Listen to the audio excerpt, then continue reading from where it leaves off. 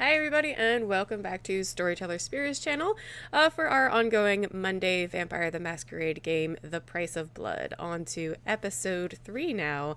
Chugging along, got some interesting intrigue and, little mysteries starting here in the city. So with that though, I'm going to turn it over to the lovely storyteller Revolver C, who will be running our game this evening. Hello, guys and gals. Welcome on in. If you're watching live, thank you very much for the support. And if you're watching from home on YouTube, thank you very much for the support as well. And don't forget to hit the subscribe button. How's everyone doing? I know, Articus, you're feeling a little under the weather, little puppies. Yeah, I'm totally into character's voice today. So, I'll really be kind of more like a Nosferatu today. Don't take it offensively, Hiram. Are you welcome to join the clan? Hey, well, that things you do for immersion, right? So, with that being said, let's jump in to the recap. So last time we left, you all had attended Annabelle Bovar's banquet celebrating her 20 years of service as Philadelphia's Harpy. As you all enjoyed the festivities and conversed with the Camarillah's political figures, you were all treated to a show by a troupe called the Midnight Carnival. As the show came to its finale, Annabelle met her final death during the hypnotist show, and Annabelle began to expunge blood and ultimately began to decay and revert back to her mortal age. Peter Lacoste, the sheriff, interrogated you all about the night and recounted your events during the banquet. After he completed his interrogations, you all left to return to your havens, but before morning, but not before Peter warned everyone not to leave the city while the investigation was undergoing. So on the previous episode, you had all been busily running around the city attending various meetings and gathering clues about last night's events. Alexander and Brian both having a meeting with the prince. The prince and Alexander discussed his new title as the city's seneschal, laying down terms for Alexander to follow, and Brian helping out a mutual friend, Valerie, with her research funding. Alexander took the initiative as the new seneschal to oversee Valerie's research and make sure that there's no trouble along the way, and the three became acquainted over a celebratory gathering at a kindred-friendly bar called Aces. Chelsea received a manila folder with Annabelle's will, various pictures of Chelsea back in Tallahassee in her younger kindred years, a letter, and a DVD from Annabelle stating that all of Annabelle's estates and finances are Chelsea's. As Chelsea continued to watch the video that Annabelle had recorded for her, she received a mysterious clue that led her to the Blue Cross River Rink, where another folder and a scarf were waiting for her. Inside this manila folder was an SD card and 2 letters, all 3 letters signed by who Chelsea believes to be W. She returned back to her haven and called up her old friend Brian to see if they both could decrypt the SD card to see what Annabelle had left for Chelsea. Hiram received a phone call from an old colleague offering him a simple pickup and delivery job. Hiram was to go to the Blue Cross River Rink, intercept a man with a metallic briefcase, retrieve the briefcase, and deliver it to another colleague, Michelle, who would then in turn send it over to New York. However, upon retrieving the briefcase, Hiram soon learned that this package was bigger than it seemed, carrying 8 EpiPens in total, 2 strands of the new narcotic that has been peddling the streets of Philadelphia. As Hiram was in the process of pocketing the EpiPens, a fellow Nosferatu by the name of Merrick, who works for Benedict, interrupted and brought Hiram back to the Undercommons. And lastly, Nika, you were offered a job at an old speakeasy bar called Easy Eddie's by an old kindred friend named Alan Monroe, who goes by Griffin. Nika met the proprietor of the establishment, Eddie, who hired her to play for his jazz and blues nights on Tuesdays and Thursdays. As it grew closer to midnight, she met with her sire, Alexander, to discuss both your night's events shortly after leaving to talk to Griffin, as Nika could sense something was perturbing him.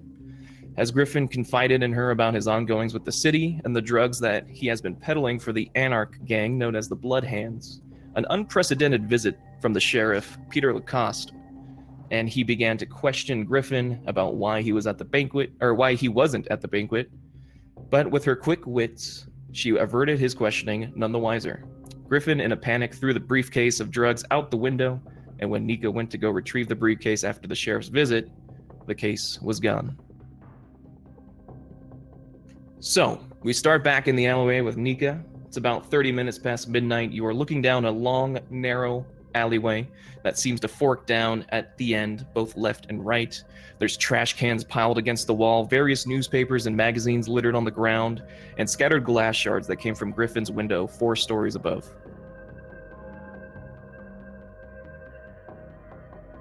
So I'm in the alley where I didn't find the suitcase.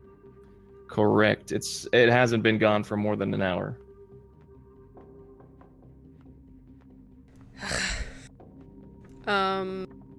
And Griffin's still up in his apartment, right? Yeah, he went to go put on some clothes after his lie to the sheriff, and you said you would go retrieve the briefcase while he did that. Yeah. Maybe kicking around some trash and stuff a bit, a little annoyed that it seems to genuinely be gone, giving it another moment's look. I shake my head and slowly make my way back to his apartment. Okay, so coming in from where you came out, you travel 3 flights of stairs back to Griffin's apartment. He seems to have put on pants, just about to put on a shirt, and he turns to you and says, So, you get it? Yet, it was gone when I got down there. What do you mean it was gone? I mean, I went into the alley, and it was not there. Did you look around? Yes, the entire time I was gone, I was looking around. Oh, shit. Oh, fuck. Ace is gonna fucking kill me. We gotta find that briefcase.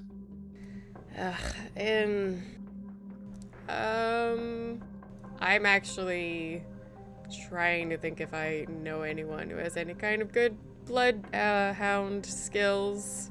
Don't know any Tremere. And as you're pondering, thinking about names that come to mind, Griffin will be like, "Come on, let's go. Let's check this out." All right, I don't have much to offer, but yes. So he'll grab you by the arm and run back down the stairs. He'll look around, and you point over to where the alleyway was. You can see the remains of his window again, the trash cans and everything. Go ahead and make a wits investigation, difficulty 6. Cool.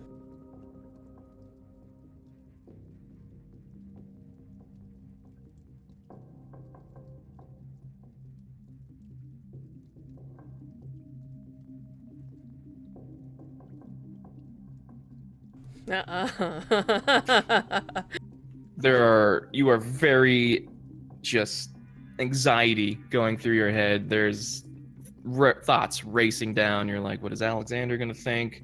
Where's this drug? Who has this drug? What are they going to do with this drug? And how did I get involved in this already? Exactly. And Griffin, seeing your face just warped with anxiety and worry, he grabs you by both shoulders with both hands, like, "Hey, just calm down, look." And he'll point over, and you notice cardboard boxes that are kind of clumped and wadded, and folded papers by 2 trash cans. It looks like some kind of makeshift home for a type of vagrant. And he says, "Listen, whoever took it can't be far. Okay, let's go down the alleyway, try to figure it out, okay?" I have at least one fingers tucked into my hair, just this Alexander just became seneschal. I can't fuck any of this shit up. Look, you decided to get involved in this, okay? I just offered you a job at... I get that, and now you're helping, okay? So let's go get the briefcase. Fine. And he'll lead the way, running down the alleyway. And as you two go a couple 100 feet down, I need you guys to make another wits and investigation. Difficulty 7 this time. Okay. I can unclench now. Yeah, you see at the end of the alleyway, you see a fork in the road, pretty much. There's a path to the left and the path to the right. On the left path, you notice there's small brown residue that trails off to the left. You follow, and on the right, you see small shards of glass trailing to the right. It seems that someone was shuffling their feet as well. and he'll say, okay. Well, I can go one way, you go the other. Okay, which way are you gonna take? I'll follow and I'll just point at the spots. The brown? Yeah. Okay, so you're gonna take the left path. He's like, all right, I'll go right. And he'll begin to sprint off in that direction. And as you follow the trail, you reach, again, a couple hundred feet. As you reach a dead end, there's cardboard boxes piled on top of one another that litter the alleyway. And you see that the brown spots seem to trail in towards that cardboard. Does this smell like anything I recognize? I actually have Auspex 1. I would put my scent up. Go ahead and do a wit survival. Okay. Difficulty 6. Or actually, we'll say difficulty 5.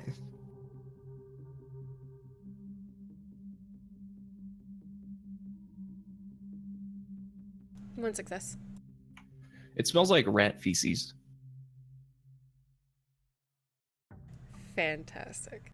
I will follow it at an even pace, trying to make it sound like someone who's just taking the alleyway as a shortcut somewhere. And as I get closer, I'm going to try and listen and see if there's somebody around. You don't need to roll for this. As you listen in, you hear the faint sound of squeaking.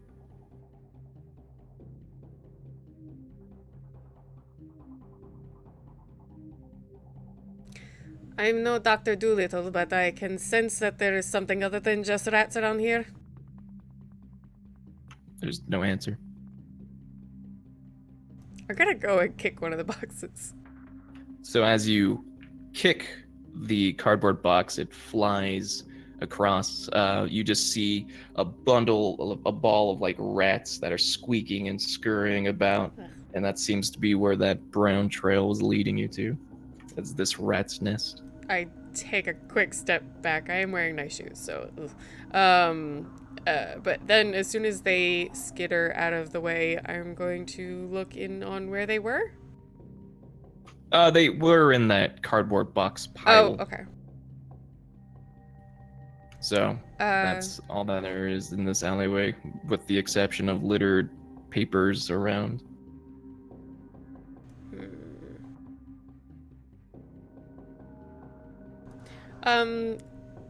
So you can tell me I don't find anything else, but otherwise I would just kind of kick around a few more boxes, but again, with my feet, so I don't have to touch anything. Right, and as you're doing that, there is no sign of anyone that's come down this alleyway. You seem to have followed kind of a false trail.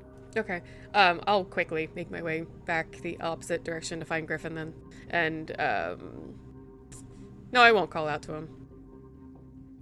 Okay, so following the direction that he bolted off to, you see that there's small shards of glass that are trailing. It's barely noticeable even without a light source. You just see kind of the shine of the glass as it reflects off the surface of light.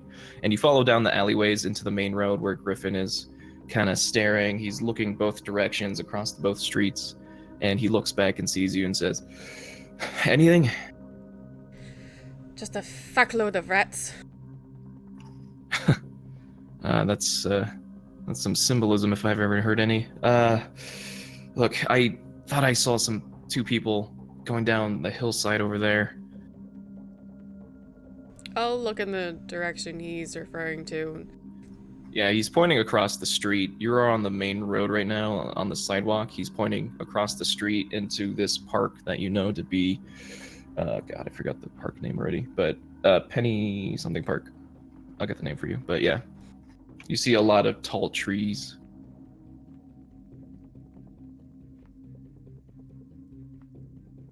That's the one. That's what I thought. So as he points that out, I'm just go, well, are we going or not? And I'm gonna start off in that direction. Yeah, and as you start off, he quickly follows behind. Go ahead and, yeah, so you're at the other side of the sidewalk. The hillside's leading down into a thicket of trees.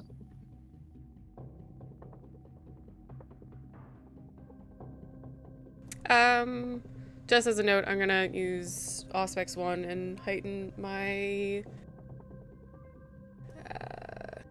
Is it like especially dark? There's not like much lampposts where we're heading? There are lampposts around where you're at currently. It's pretty clear in the sky. There's, innate light from the moon and the stars that seem to light up a little bit of the dark, but when you look down the hill, it is primarily just dark vision. I'm gonna keep hearing up then, as I Okay. start heading further into the tree line. Okay, so you slide down the hill, and as you slide down the hillside, you're in a thicket of woods. There's a lot of foliage and trees in every direction you look.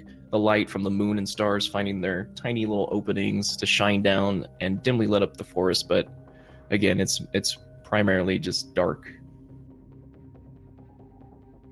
And Griffin will follow behind you. Okay. Since I went a little bit ahead, I wait till he catches up, but then I'm gonna turn to him. Do you have any idea who might be trying to take this, other than some random junkie? Go ahead and do a wits streetwise, and we'll do the same.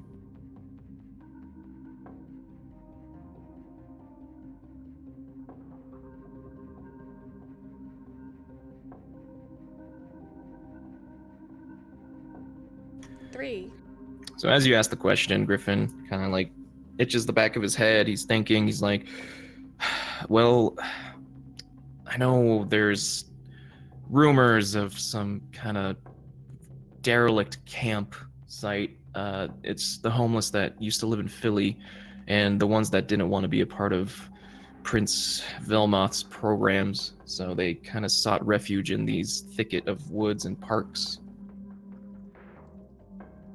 But, I mean, they're only rumors. I haven't heard too much about them. And as he's recounting this story, you too have heard of these stories as well.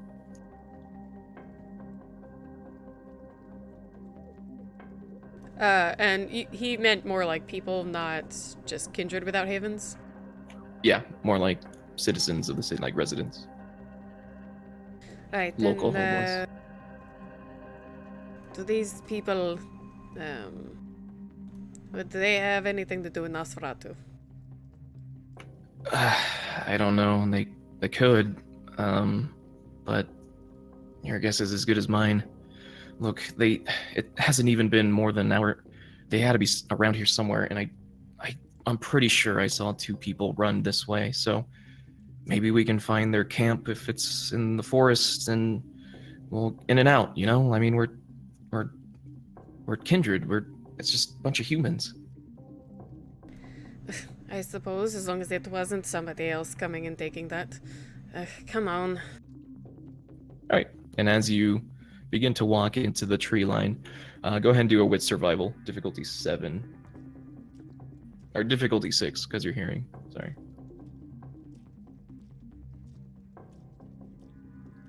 One. You have a faint idea. You see a couple of snapped twigs, some foliage that's been interrupted by passerbys of recently, things like that, and you point in the same direction as Griffin is currently pointing towards. And I'm gonna need you to do one more.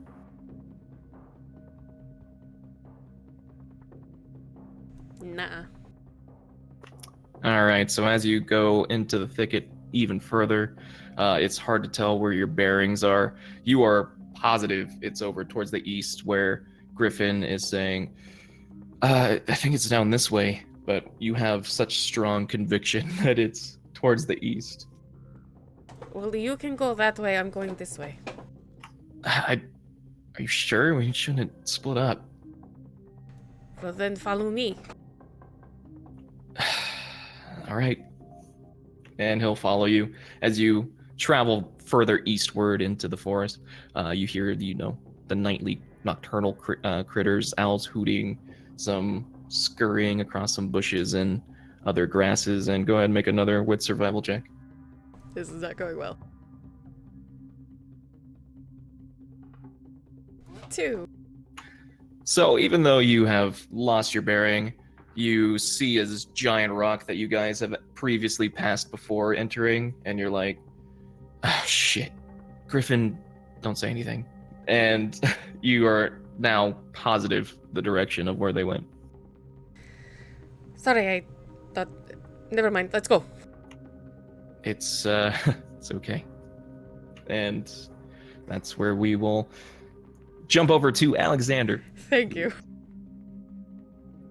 who is All right. currently taking a taxi over to the address that Valerie gave you at the bar to take a look at her research notes on the narcotics.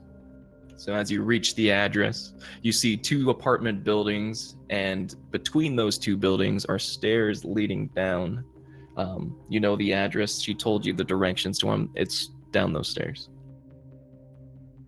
All right.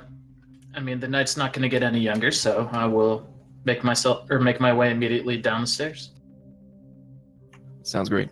So as you step down the stairs, you come across a green, rusty door with an old, dusty film of window. And as you knock on that, Valerie opens the door and, Alexander, please. And she begins to usher you in. You can quickly tell that this is an old mortuary of some kind, with the equipment still intact. There's a chrome table that used to be a slab for corpses, drawers to preserve bodies, and 2 wooden desks stationed. There are various beakers, flasks, microscopes in the room. Nothing high-end, but enough to do basic research. A computer with various documents are open, and 2 doors leading into 2 different rooms. And she says, "Thank you for seeing me on..." No, of course. I'll respond, wiping my hand off gently after having had to have touched the door. This is a nice place you have, but go on. Let's go ahead and see exactly what you have for me. Yeah, and she'll bring you over to her computer, and you see that there's 2 research notes that are taken. And as you're reading these notes, she explains in audible detail. Right, so now that you know the effects of what the drugs actually do, it was important for me to find out what's actually in them. And as you read the research on the blood of Cain, she says, the blood of Cain was used as an infant drug. It was the gateway, the beginning. When I was taking a closer look at them, no two of the same strain were made the same way. Some samples were made with methamphetamines, while others may contain some barbiturates to them. However, there was always a common component, and it was a milliliter of blood that was mixed into this cocktail contraption that people just inject themselves with. It seems that the plasma that is present in each strain is masking and diluting the effects of the drug that are present in the EpiPen. And I believe it's human blood. And she'll go over to the next set of notes as you're finished reading all the graphs and charts that you probably don't really even understand or comprehend completely. Nope. Yeah, and she clicks over, and again, more research notes, and it says, it seems that this strain has a higher volume of blood, the blood of Cain, and my theory is that this same blood is found in its sister variant, the blood of Cain. Only this is the source of blood is unknown, and this is a higher volume. So this is just blood. It's vitae, or we don't. But for now, although the blood is unknown, I do have someone that may be able to figure out if the DNA from the blood matches anyone from the city. I mean, that's the least I can do right now. And when I tried testing the blood of Cain on a human, they died almost immediately. It was minutes of what looked to be agonizing pain, but I believe this dose is lethal to humans. And when a kindred takes this, Derek tried to expunge some of the blood out, but that just made the drug more volatile and intense for him. It was not a pretty sight. When you say this caused near immediate excruciating death in a kind when they took the second drug, what exactly was the cause of death after injecting? As the previous drug does, it stops their heart, it heightens their senses, and it looked like they just went into a heart attack, so to say. Everything shut down on them. Their liver, their kidneys, everything. Now, one thing you didn't mention is what kind of blood was in each of these drugs. Well, I know it's human. In But both, whether it's not kindred. Yeah, that's the thing. I don't know if it's kindred. It has human properties to it. I see. Well, I mean, one could make assumptions, but Right. So you know why it's important to find out where this blood is coming from. and I don't suppose you have any potential leads on that matter. Any something that was cut into the drug or something that seems consistent or anything that might give me a clue, because there's not a lot that I currently have to go on. Yes. Again, once we get some more samples, I was gonna, and she seems to drop her head, almost like a very irritated look. I was gonna tell Brian to see if he can do something about finding out where this blood comes from. Well, I will circle up with him in a day or two and hopefully see if he has anything important then that he's uncovered. This is a lot of interesting work that you've been doing so far. How long exactly have you been performing this research? Well, the first sightings of, the drugs, it was only less than a year, so only a couple months, really. It's still in its infantile stage of research.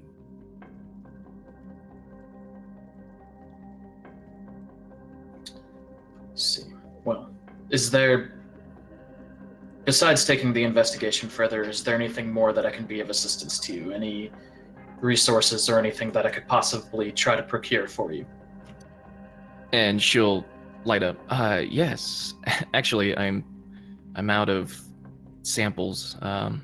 Derek was my previous partner. He was the one that usually acquired these, but since he's now gone, and she opens one of the drawers and begins to shuffle around various pens and papers and pulls out a crumpled paper and hands it to you.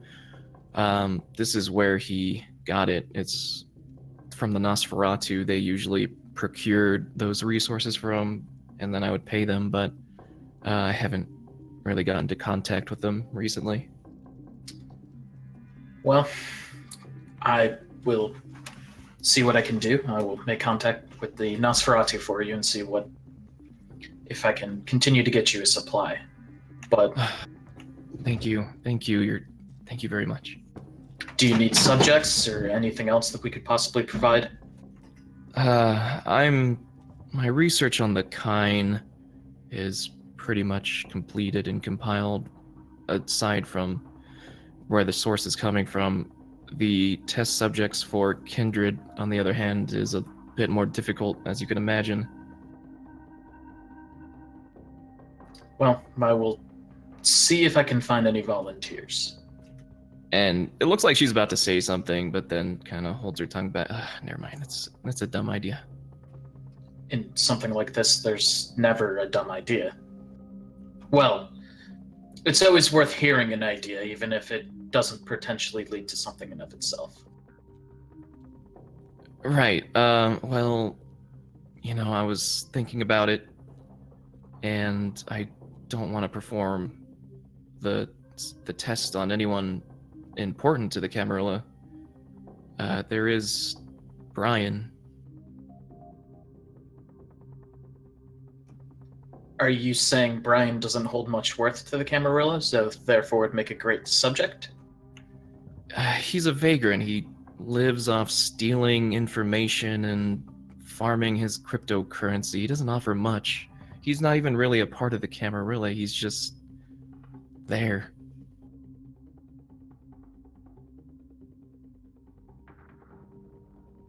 Again, it was a stupid idea, I know. I'm sorry. Shouldn't have suggested it. Well, if I cannot find any volunteers, or if there's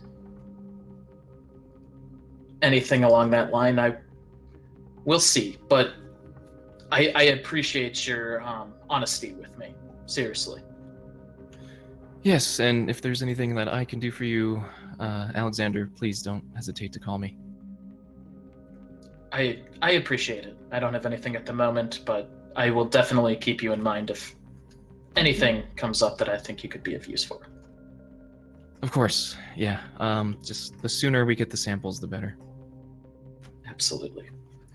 What time of night is it about by this point? For you, it's about 12:30 at night. It's still it's in the middle of the night. We're still on Monday.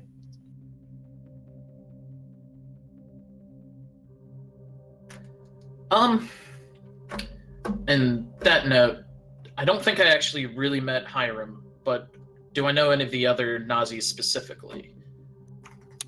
You would know of Benedict. You wouldn't know how to get in contact with him. You know that he's the acting primogen for the Nosferatu, even if he holds that title very loosely. As far as other other Nosferatu, you'd probably only know Benedict. Okay. Then after, thanking Valerie for her time and just excusing myself, being like, well, the night's still young and there's plenty I can accomplish, so excuse me, but so I'll, on my way of leaving from Valerie's laboratory, I will text the prince and just ask politely for Benedict's number. And then as almost a second thought, I'll send him a second text. And actually, on that note, can I have the numbers of the rest of the primogen as well? Okay, so that text is sent out. She did hand you a piece of paper with the phone number on it, saying that this is how she got in contact with the Nosferatu. But with that, the prince will reply back with just a phone number. It seems to match the one on paper that you received from Valerie. And then the second text says, give me more time and you'll have those contacts.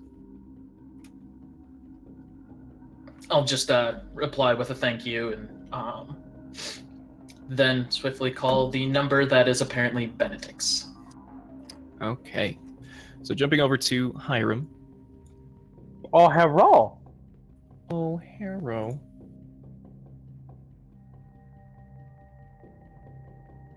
So, Hiram. You left off talking to Benedict after your nightly espionage. You got caught by Merrick, and he brought you back to the Undercommon, where the Nosferatu congregate. You're in the main chamber with Benedict, Merrick, and O'Connell.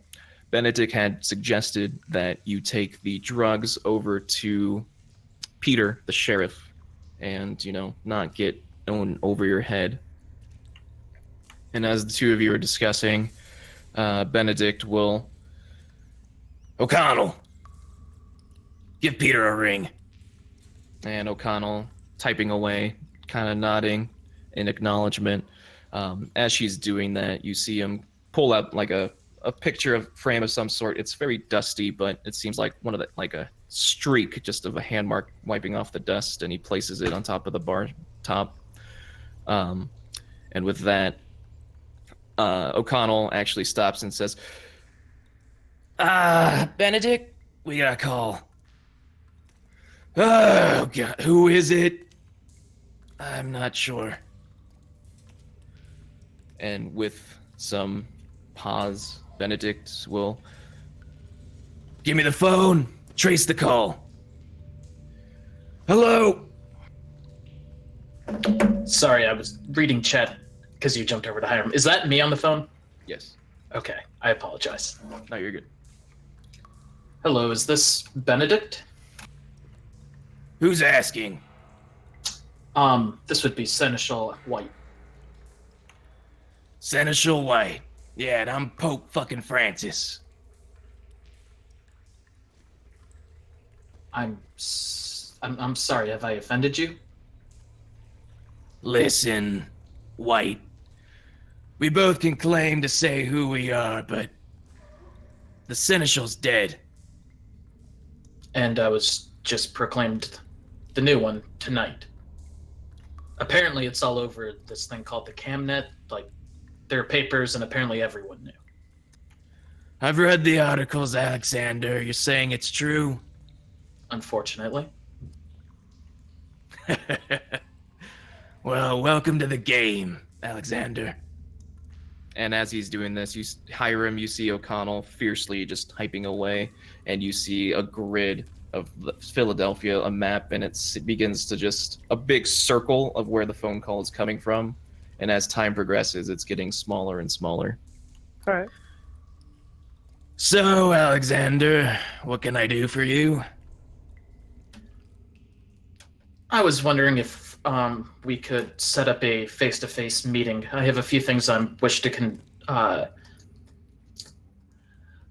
or a bit of business I wish to conduct with you. I believe you have been in previous contact with a associate, Valerie Wilcox, and her partner, and I was looking at restoring the previous agreement they had with you. And there's a long pause as Hiram, you see Benedict looking very contemplative. Valerie told you to call me? Yes, she's who I acquired the number from. This about the blood? Yes. Well, Seneschal White, I just procured myself a good batch. This not minutes ago. How fortuitous. Yeah, something like that. Anyways, I'm trying to get rid of it. I can give it to you. Perfect. Valerie knows the payment. I'll expect it when my associate arrives over there. That's simple then. I appreciate good business with you. Yeah, me too. Bye. And he'll hang up. Hiram, you notice that the small circle is just pinpointing over to Valerie's estate. Change of plans, Hiram. We're selling it. I could get behind that. Yeah, I bet you could. Anyways, you're gonna be delivering this stuff over to Valerie. The address is right on the screen. Don't fuck with me this time, Hiram. No, well, I would never. Yeah, whatever. And he'll just walk over back to the bar. He'll close the case and slide it over to you. All right, I'll grab it. I don't suppose got a different like a bag or something to put this in. There's someone out there who's looking for this. Oh, you scared, Hiram? Why? In fact, I am. Yeah, we'll arrange something different. And he'll nod over to Merrick. Merrick kind of saunters off into a room and pulls out, or comes back out with a leather-bound briefcase instead. Cool. All right. And so then I'll see you around. And I'll have the payment out. Valerie knows the payment. She'll just give it to you, and then you give it to Alright. me. Got it. So, as you complete your transaction, you take the briefcase, Yeah. begin to walk out of the Undercommons. Who are you going to go disguised as if you're going? This time I'm getting a little hungry, and like I was kind of planning on feeding here right after this, but Yeah, don't you are. exactly have the time. So I'm actually just gonna go the lower level obfuscate, just the Okay, shadows. I forget, cloak of shadows, I think. sounds good. So, you traverse through the sewer network. You get off out of a manhole relatively close to the address that you were given. Go ahead and do a wits stealth, difficulty 6.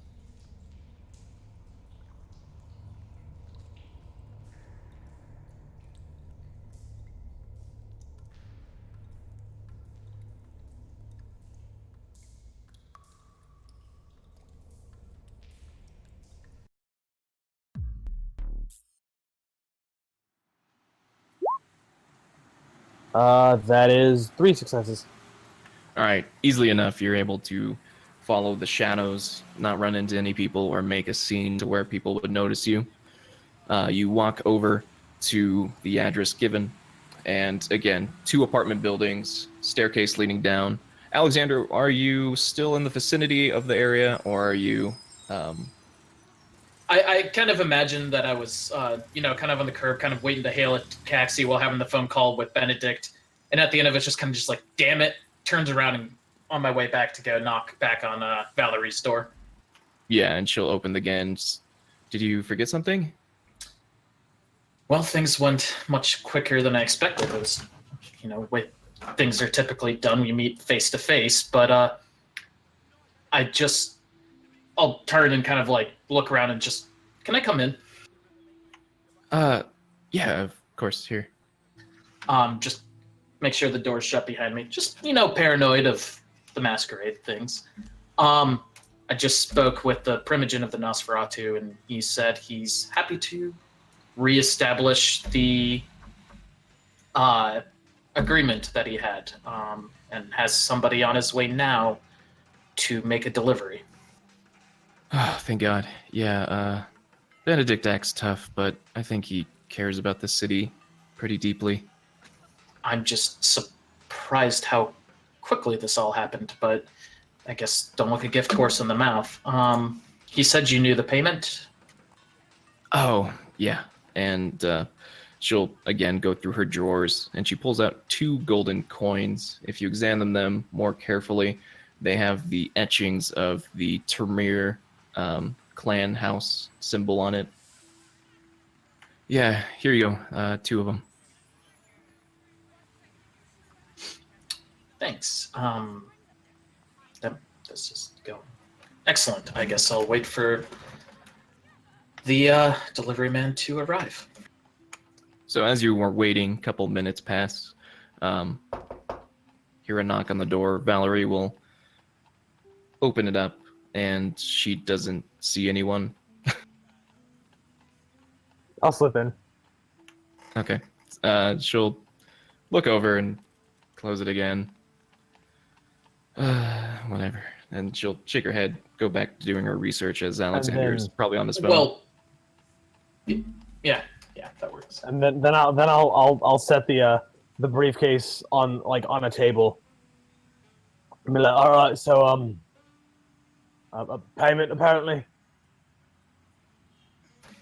I'm assuming you're unobfuscating when you're talking. Yes, I am. Oh no, I'll drop it when I'm. No, I guess I'll leave it up for long enough to at least see your reactions first, and then I'll drop it. Yeah, and Valerie, looking a little bit startled, looks at you. I'll never understand Nosferatu. Hello, you're Benedict's person. That will be me. Perfect. This is all. So, I'm sorry. Can I get your name? I'm Alexander. And I'll Name's hold out Ari. my hand. Yeah, and I'll shake your hand. It's gross. Whatever. You're not the first Nosferatu he would have ever. Yeah, no, I know. Well, I guess without further ado, he'll reach into his pocket and pull out the payment. He would have wrapped it in a handkerchief or something and just handed it over to you. I will pocket it. I won't look at it. Okay. So, Hiram, I haven't seen you around the city before. You new, or am I just slow when it comes to I travel. travel? Well, it's a pleasure to meet you. I guess that's all we have. Well, 1 second. And Alec, I'll go ahead and walk over to the briefcase, open it up, and just kind of look inside and look at the... It's in EpiPens, basically, right? Yeah, so there's 8 EpiPens in total. 4 of them are this yellowish ichor looking, and 4 of them are this dark crimson. Alexander, I'll get kind of lost in thought for a second, just kind of looking at them, studying it, just kind of like holding it up to the light and looking at, the viscosity or whatever of it, and just... Oh, I'm sorry. No, Hiram, that will be all. But Thank you for your time. Yeah, anytime.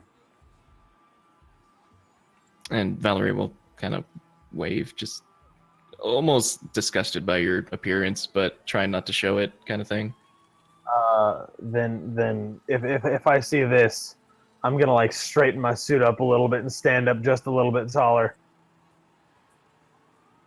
Yes, it was a pleasure meeting you, Hiram. You as well, and I'm gonna reach to shake her hand. She looks down at it and then back at you, and she'll, with a limp hand, kind of reach over to your hand. It's been a pleasure. And immediately after, she just wipes it on her pants. So, as you are leaving this old mortuary, you receive a phone call, Hiram, and it's from blocked number. Hello. Oi, Hiram. Hey, it's Marco. I heard you needed to contact me. How'd the job go? What the hell did you have me picking up? Hey, what are you talking about, Hiram? It's, I got there and place was swarming with Camarilla. the Camarilla? No, it was... Swarming with officials. Yeah. Go ahead and do a manipulation subterfuge, difficulty 5.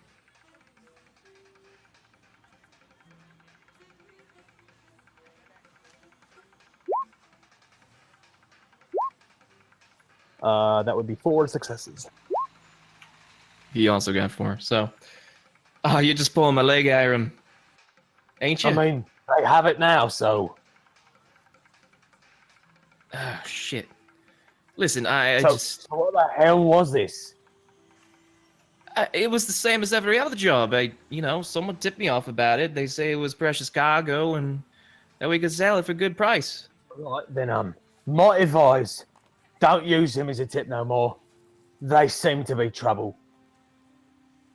All right. I'll let them know. You okay? Yeah, I'm fine. I didn't get caught or nothing, but I was no way I was getting near that. Yeah, Michelle told me you didn't show up. I was a little bit worried that you got caught with something. Yeah, I had to give him a bit of the run around. I thought I might be followed. Yeah, I mean, jobs go bad, eh? Yeah. No, I figured I'd let you know. I- Didn't want you sitting on thumb up your ass. No clue what's going on. Figured I'd let you know. I appreciate that. I'll call you if I got another job for you, eh? Appreciate it. All right. Have a good night. Bye. Bye. So, you have the opportunity to do some downtime if you want. Yeah, Is there anything I you would wanted like to... I would like to go quench a little bit of thirst. Probably do some bar hopping. Okay. Maybe hit a couple of different bars. Sounds good. Are you gonna do this stealth or with mask? Probably mask. Okay, so who are you going as? Or trying to go as? Kind of decent looking guy. Actually, I'll go into my car and I'll get some nicer clothes other than this ridiculous hoodie that I'm wearing. I'll get some kind of a generic looking guy, just not ugly but not particularly attractive. I'm going to be relying on my charisma and my possible visible affluence to get some. Sounds good. So go ahead and roll a manipulation performance, difficulty 7. That's manipulation performance? Yeah. Yeah, correct.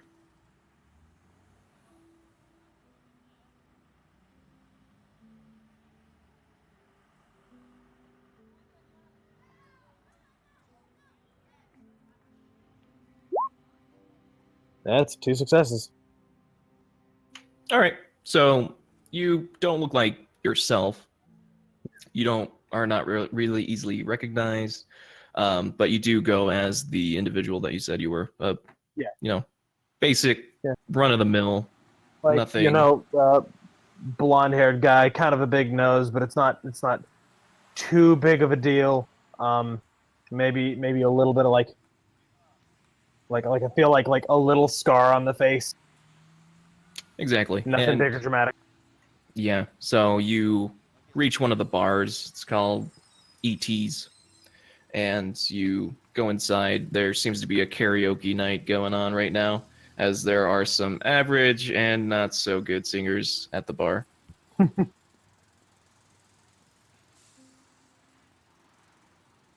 Then for a little bit, I'm gonna sit down and just kind of watch, assess the scenario, figure out who I think I can best schmooze up to. Are you looking for a female, male, Yeah. female? Okay. As you look around the bar, for the most part, it is empty, being it a Monday night. However, there are the regulars that go in for karaoke night and for a couple So like drinks. as a note before we get too far, like if it's not very busy, I'm probably gonna like go past and try and get to a busier bar, something that is a little bit more chaotic, something that like a random necking in the middle of the night is gonna be almost unmemorable. Okay. Yeah. Again, it's crowded but not packed. It is the regulars as well as people that just go after work, as well as the karaoke aficionados. You sit at the bar. You see a woman who seems to just have gone off of work. She's wearing jeans with holes in them. She's not the most attractive in the bar. She is a little chubbier than most women that are at the bar. However, she looks to be quite intoxicated, and I broke up with my boyfriend today. And such a fucking asshole, you know? Oh yeah, he sounds like it. Oh, he's the fucking he said he hated Harry Potter. Who the fuck hates Harry Potter? Really? Yeah, I mean we saw all the movies together. I read the books. He said he read the books, but he didn't even know who fucking Dobby was, you know? Oh, I cannot understand that. I love Harry Potter. You're such a good listener. Oh. Well, you deserve it. You're sweet. You're so sweet.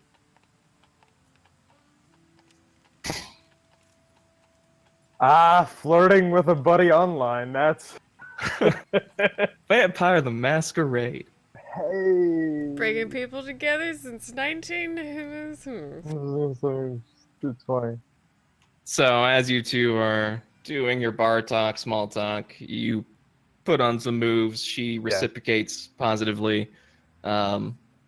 She is So are you gonna go like park, alleyway? Oh yeah. Park, right?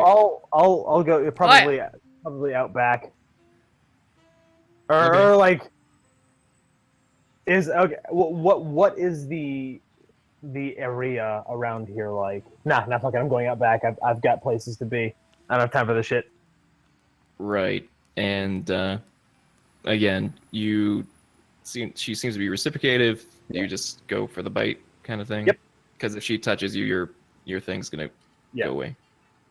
All right. So you perform the feeding. She is like, ow, ow. You like kind of bite kind of hard, and then she just sort of doles pretty low, and you feed. Yeah. How many points? What is the upper end of safe?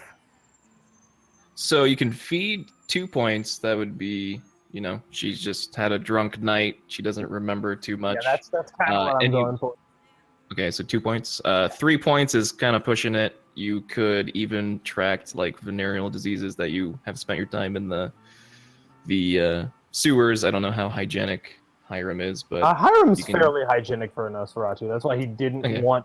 That's why he found a shower after he slept in a certain Ninja Turtles room. Right. So I'll just say you 3. Go ahead and do a self-control check though. Difficulty 6, because you are a little thirsty.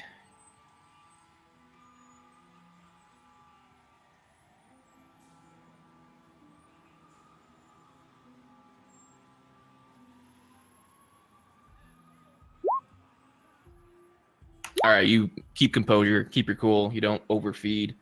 You don't let the beast control And I'll say you gained 3 points safely. So I'm up by 1. and like that is, I don't know if we need to, like, we can just do the rolls or, like, I don't know, but I'm probably planning on doing some bar hopping and doing this several times tonight. That's perfect. We only need to do that once. So you go off onto your night feeding to your heart's content, and we'll jump over to Brian. So Brian, Hey, I just made it back. I know, that's so perfect timing. So the two of you, Chelsea and yourself, you were at Chelsea's Haven, and she called you to see if you could do something about this SD card that was found at the river rink. Though there were some difficulties due to the age of the video and the type of SD card it was, you managed to decrypt the SD card, download the necessary drivers, and a video begins to play. And as the video begins to play, I'm going to change music. Hold on.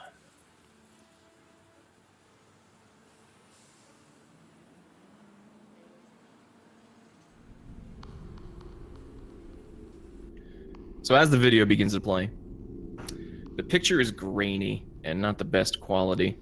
It captures a dark cellar type surrounding with stone walls, torches lit, and stationed above to illuminate the darkened hallways. Whoever was filming this video is breathing heavily and hushed. As they turn the corner, a small ritualistic chamber is shown in view.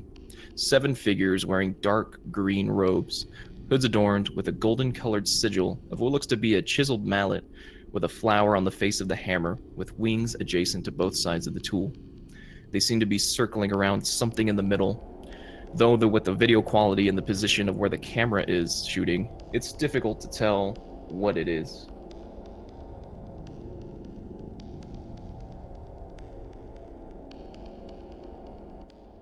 The video is shaking slightly. The heavy breathing you heard before is drowned out by chanting coming in from the chamber that echoes throughout the entire room and the hallway. As you listen, you feel as if it were spoken right next to you. Sit las est sculptores. Sit las est sculptores. Of the seven, 6 are forming a circle around something, the 7th positioning himself between the 3 o'clock and the 10 o'clock position. The camera captures a brief glimpse of a gnarled-looking man with gray streaks of hair running down the side of his face. As he opens his mouth, you see his teeth yellowed and decayed with age. Fratribus et sororibus, istantificus exemplo, cregator quod hec, nocte luna plena est adoramus primanum, pure eris ex nomine. Besci, quae regna de pro, nobis pura sua et sculptores. The chanting continues with more ferocity. Sit as les sculptores, sit las ip sculptores. The man speaks again. Is plana mehi, fratrides, ea super nos et jube tempus erit, illa erit, mater est dientit, signia, arturiculis, simulate et partem norven genus, et erit in pretium sanguinis est. The chanting vibrates louder, and the gain from the video begins to crack under the weight of the chorus. The man pulls out a dagger. The blade seems to snake as it reaches the point. He pulls the left sleeve of his robes back to his elbow, and with a single, slow movement, the blade cuts his wrist and blood begins to drip down. The video camera tumbles a bit until eventually the video stops.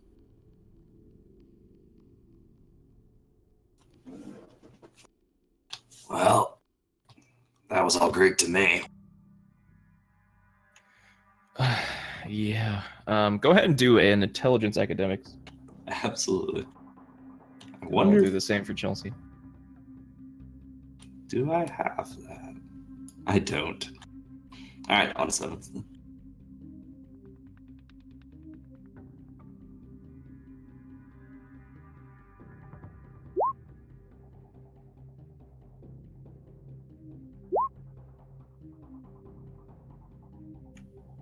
You think you heard a couple of words. Almost sounds Italian, maybe even older.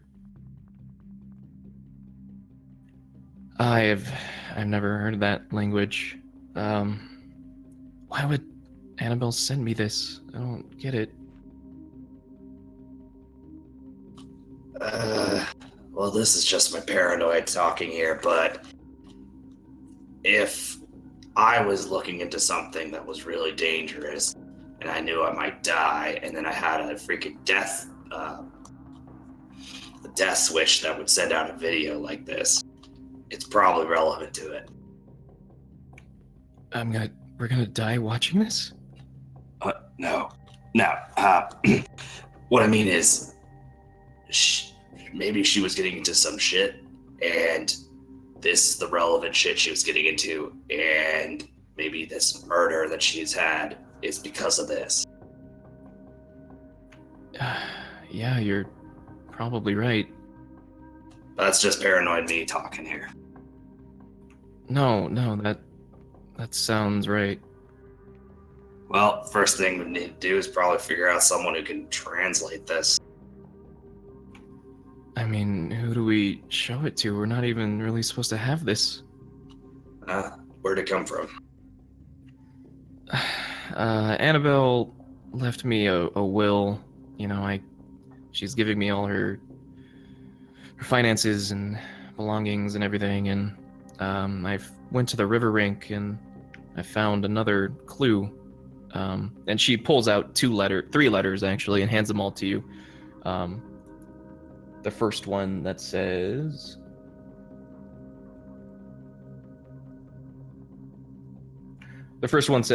your demands have been heard and have been met. Let us continue this professional relationship without any further obstacles.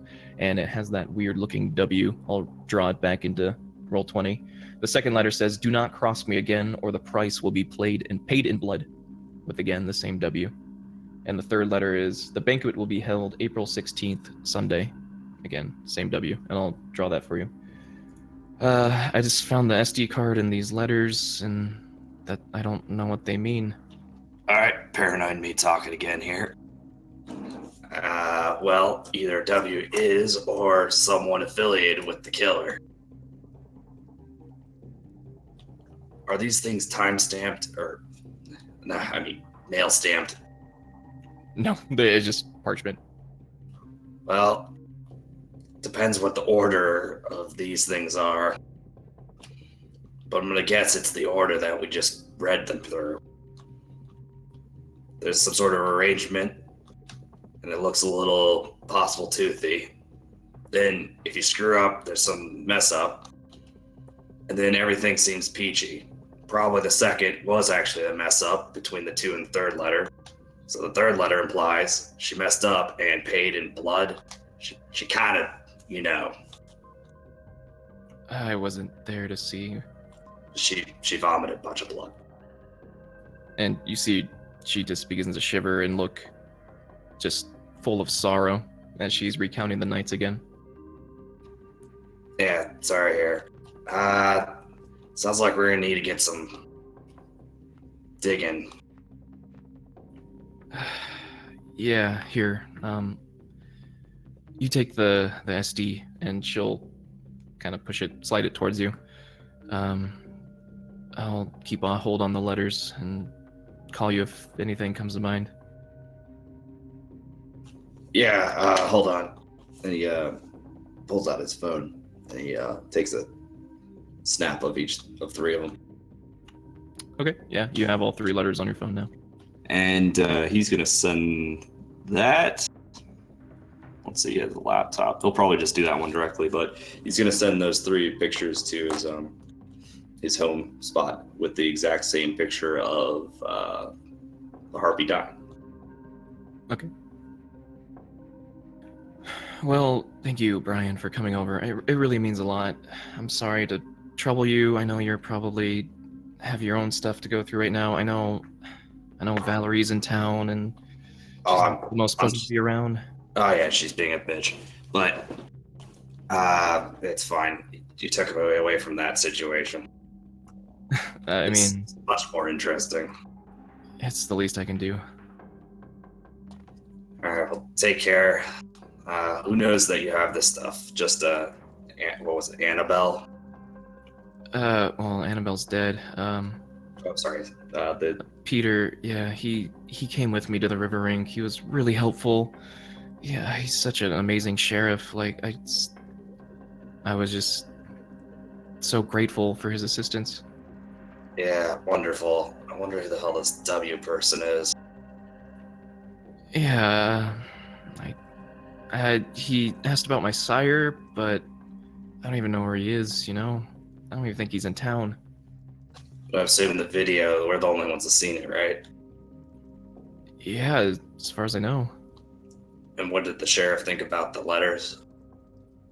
He told me to hold on to him just in case something were to come to me. I don't know. He wasn't going to go any further with that. The second letter was pretty I mean, motive driven. he wrote a lot of notes down on his notepad. I don't know exactly what he wrote, but he just told me to hold on to the letters. He couldn't think of anyone with W. Yeah. All right. Well, I'll look into it. Thank you so much, Brian. Thank you. Yeah, no problem. And she'll walk you over to the exit of her apartment. Yep. And And yeah, like as you're walking down the hallway, just call me if you need anything. I'll be here. Oh yeah, but it'll probably be a text. You know me. Okay. Bye, Brian. First thing I'm gonna do is probably head back to my abode and get that SD onto some other devices, just in case. Easily enough. You get back onto your motorcycle, drive down a couple of districts to your haven, which is just a small garage with computers lined up and various articles of clothing and other things that you may have. Easily enough, transfer that onto there. Oh yeah, I'm gonna, like normal, keep a offline backup of all this crap too. Okay. All right. www. Can I make a I don't know, intelligence or wits check on people that I know that are W that might have some influence? Yeah. Might Just, be a middle initial, last name, first name. just base intelligence. And I'm also going to see if I can do any kind of reverse imaging on like Google, see if I can pull up anything or anything deeper. Anything in specific? Like Specifically seeing if that letter has appeared up in any kind of documents that have gone online and that it can actually be reverse imaged. If it's a signed one, it might be iffy, but never know. Okay. Yeah. So for the first one, for the recounting people, go ahead and do just intelligence, difficulty 6. Absolutely. Damn. To your knowledge, there is only Alexander White that has the last name of W. I'm assuming we'll explode ones, right? Yeah. Again, the only W that you can think of personally is Alexander White, the new seneschal that you've been talking to. Other than colleagues, things like that, you can think of a couple, but they're not even resident of Philadelphia, so.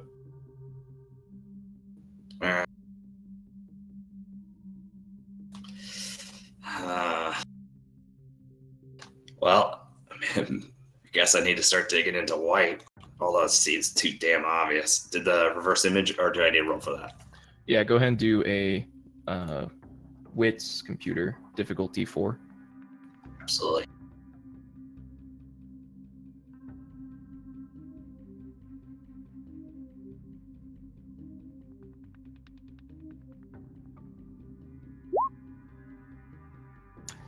Easily enough, 6. easily enough, you find the research. Nothing with that W. There are penmanships of W, like George W. Bush, things like that. Of course. But My favorite man. Exactly. Just famous celebrities that have like a W in either their middle name or their last name, and it doesn't match the one you found. All right, and I'm assuming reverse imagery doesn't have anything, no documents that have that signature. Nah, No. it was worth a shot. All right. Would you like to do anything with your downtime?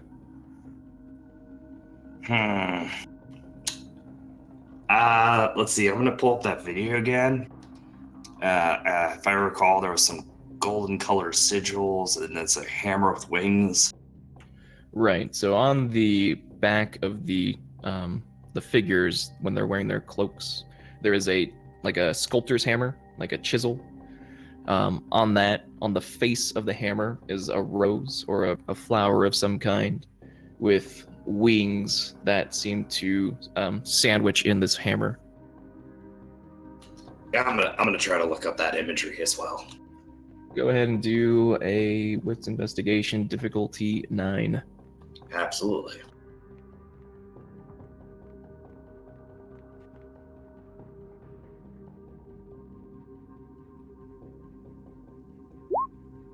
Nope, and might be a botched if you take this. Nothing comes up. You start searching, but then you get sidetracked with your Bitcoin kind of regulations and trying to look at forums and stuff. You look through Reddit, and then you're like, I gotta, yeah, you just I gotta fucking focus. And then you're like, oh, this Reddit post is really interesting, and then you just like start reading the Reddit post. I have been known to be a little ADD. All right. The other thing, do I know any kindred who know languages or anything? Like Italian or Old Italian or something, I don't know, Latin or whatever the hell they were speaking in that video.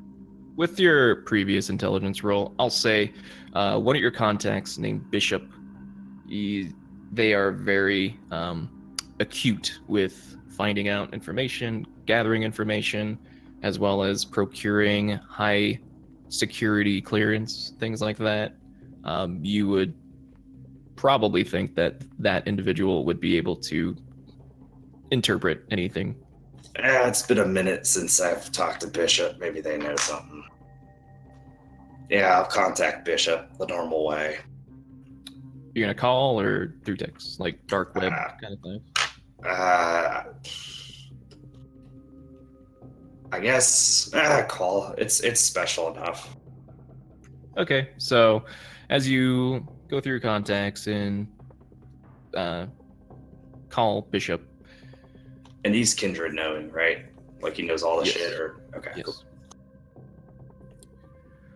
You hear an old man. Hello. Hey, Bishop, old man again today. Oh, it's Brian. Hello there. You're calling rather late. What time is it?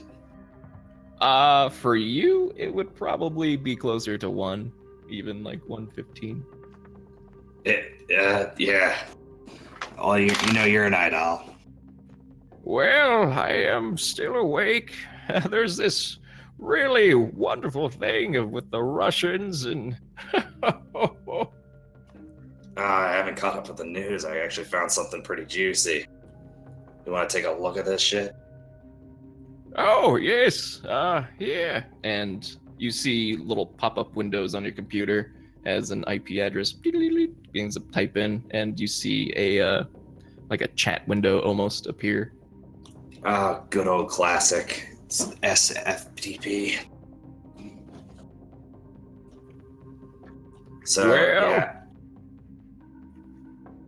And I'll because I have it off site, saved and everything, but I'm gonna pull up the video and have it played. And you are recounting the events of the video again, and still silence on the other end. Oh, that's Latin. Oh, see, I knew you'd know. Can you translate it? Yes, and before I translate it, I need payment. Let's say let's say 100 bitcoins from that little farm you have. Is that God, that going rate? That's like 5,000 a Bitcoin, isn't it, right now? You want how much for translating Latin? 100. You want Bishop? What do you know that I don't know? Well, you'll just have to pay the price, won't you? You could always stay a while and listen. Oh, God damn it. I had Look. to throw it in there, I'm sorry. yeah, I know. Ah, God. Damn it, now you're doing... Oh, is that where the voice came from? Wonderful. All right.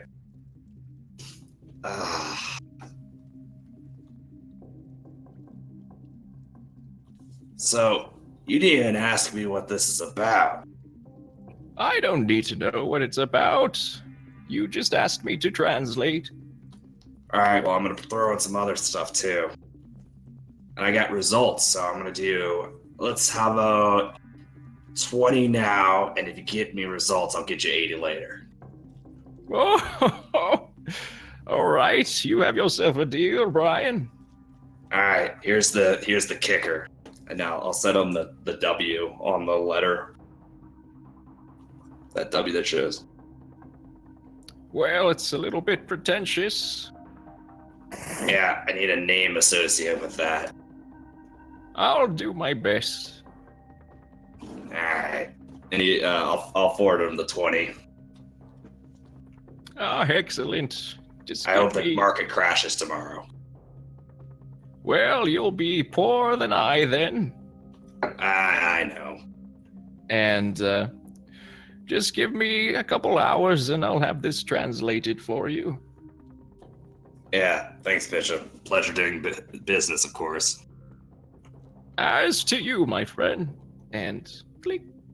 Phone ring, or phone That ends. was the most expensive translator I've ever dealt with. Fuck, So- Bishop. So with that, you have downtime before the end of the night.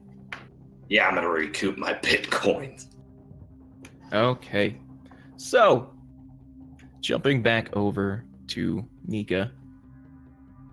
Nika, you have thoroughly investigated yourself in the thicket of these woods.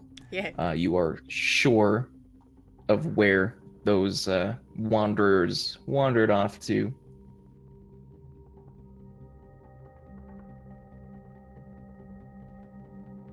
Yeah, so we got a good line of that. Do I hear anything yet?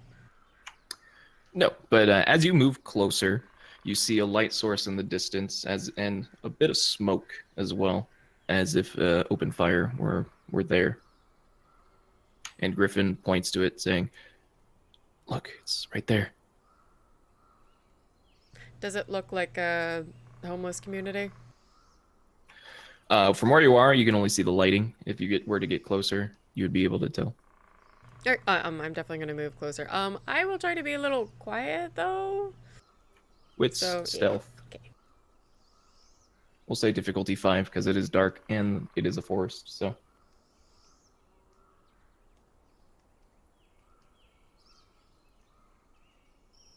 Difficulty what? 5. Okay. 3. All right. Easily enough, you and Griffin hide within the shadows of the trees. As you move closer to the light source, you start noticing movement. There are groups of dozens of people wearing a menagerie of tattered cloths and various linens covered in grime and dirt. Various metallic barrels are set up around the site to keep the fire emblazoned and these derelicts warm during the cold nights. 5 tents can be spotted that are patchworked together with various cloths and linens and blankets. They act as makeshift shelters in this park.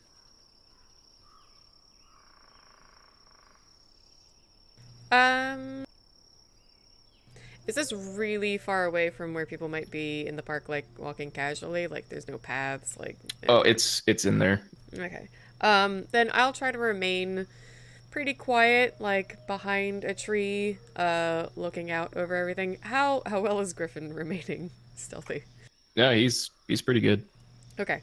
Then if we both find like a nice like bit of like a couple trees to like or bushes to like sneak down behind and take a look out on over the area, I'm just gonna ask him,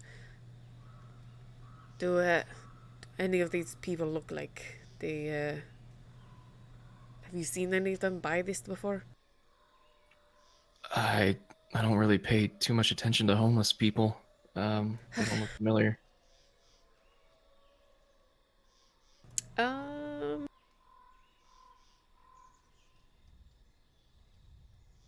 if I could like roll for it even, I would try to scan and see if anyone looks like they're trying to hide something sketchy, or if they maybe even have the suitcase. Okay. Briefcase. Go ahead and roll a perception alertness, difficulty 6.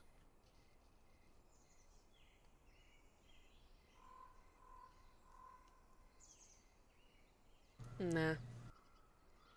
They just look like homeless people. Okay.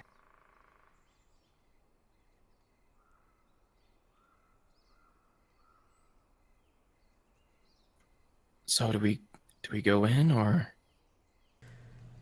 I don't know, Griffin. What are we supposed to do? Just walk in and say hello? Does any of you have a briefcase full of blood drugs? I mean, we can ask if anyone found anything interesting. You don't have to say the briefcase. Griffin, I'm pretty sure these people aren't going to give up anything interesting they find. Well, it's better than just standing here. Yes, I...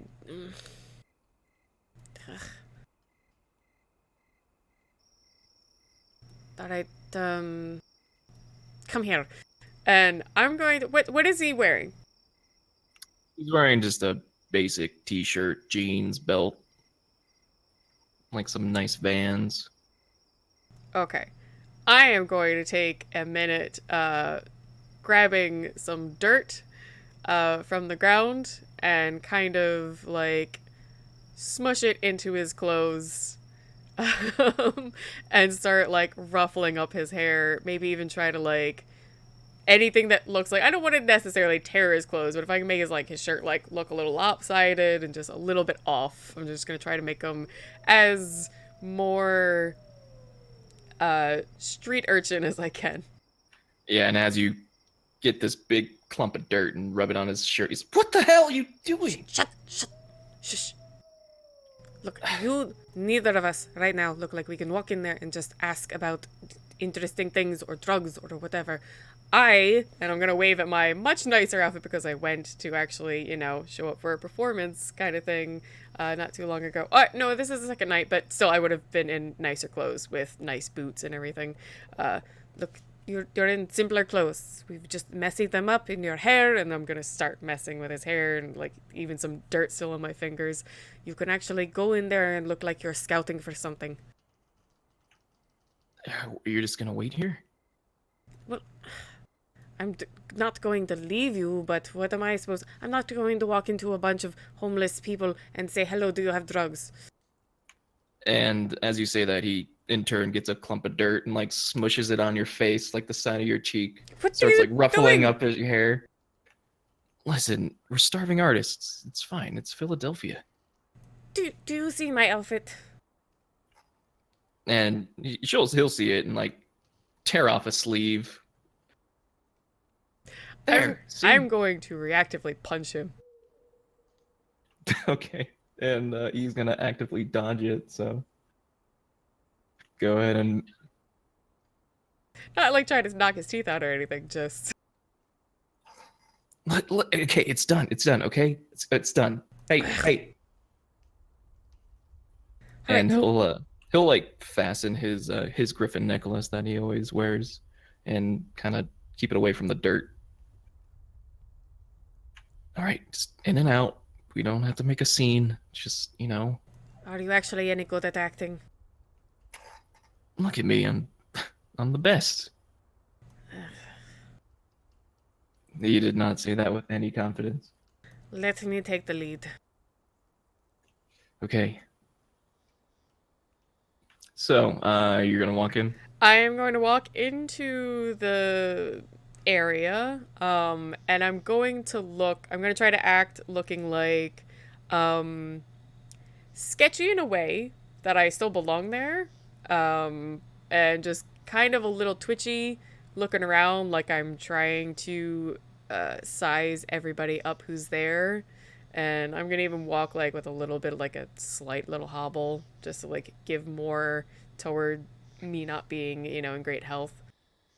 Go ahead and do manipulation performance. Difficulty Okay. 6.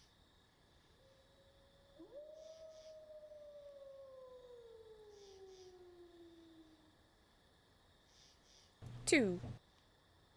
You pull it off pretty well. Uh, Griffin will kind of like study your movements and try to mimic it, like, but very poorly. I'm gonna like physically unarm almost kind of like uh, just like by his waist to keep him a little bit behind me. Okay. So as you continue walking into this campsite, you see various people wearing heavy tattered clothes. There's again fingerless gloves, beanies. Their facial hair is just outgrown with various twigs and other crumbs just settled in there. Again, there's 5 tents, and there's groups of people that are just around these metallic bonfires with sleeping bags, sort of close to it, not in a harmful way, but in a warm.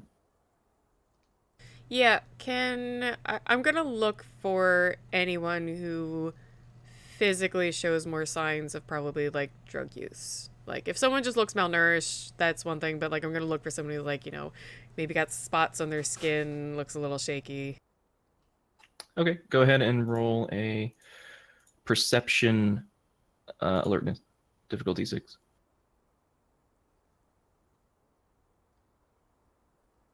1. You can see an elderly-looking gentleman. He's got black and gray just mixed into this thick beard, and he is bundled up in a blanket very tight. It's not very cold out, but he seems to be shivering a little bit, and he's just solitude by himself. I'll slowly make my way over towards him. Stand not too close, and again, kind of like just like scratch my own arm and look a little uncomfortable, look across the camp of the rest of the people, then kind of look down toward him like, hey, hey, man. I'm trying to do my accent, doing a different accent. And as you approach him, he looks up at you. He's got these wide, crazy eyes, and he looks at you. I see the devil in you. Yes. I I'd heard this was the place to be for something new to try. You're not even supposed to be here. You're just not supposed to be alive. I see it. I see it all around you. You and your friend.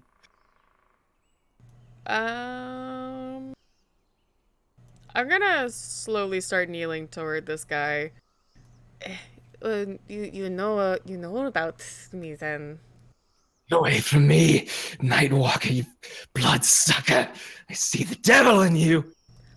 I don't want any trouble. I'm just trying to find something different to help my problem.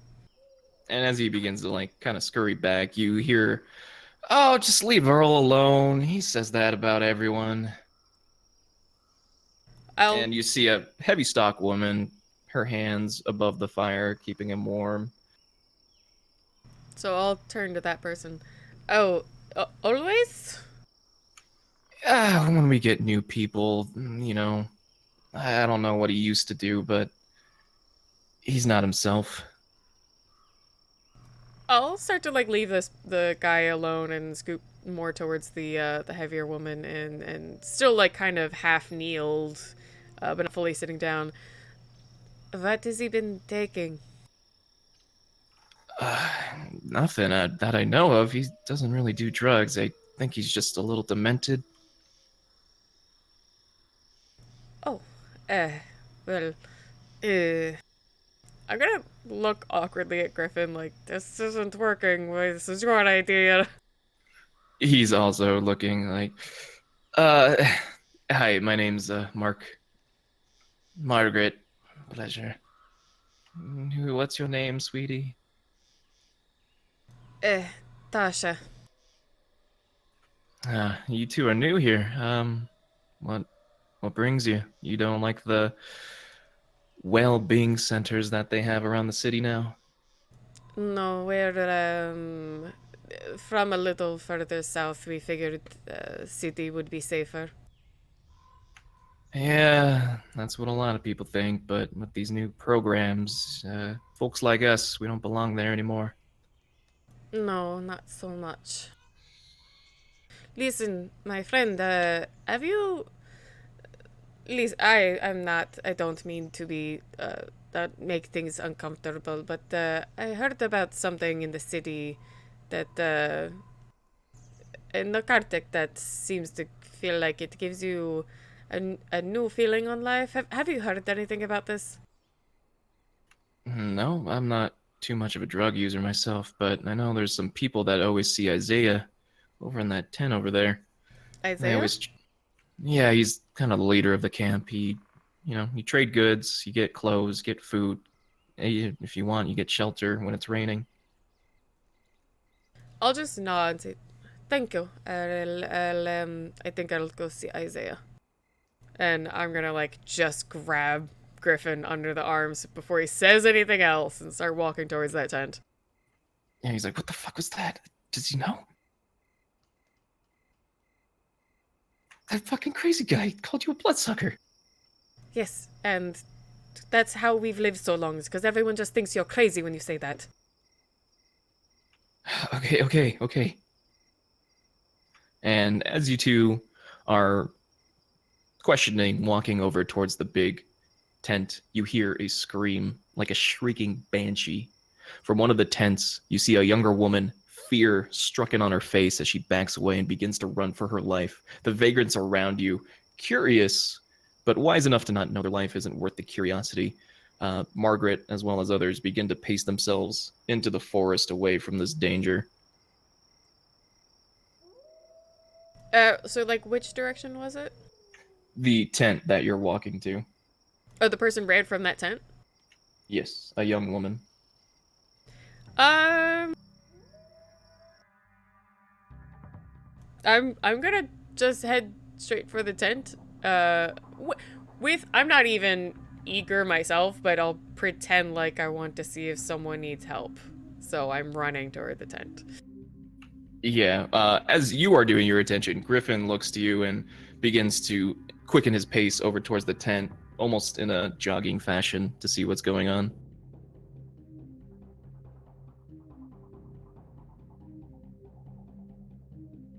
And as you approach the entrance of the tent, inside, the first thing that hits you is the smell of blood.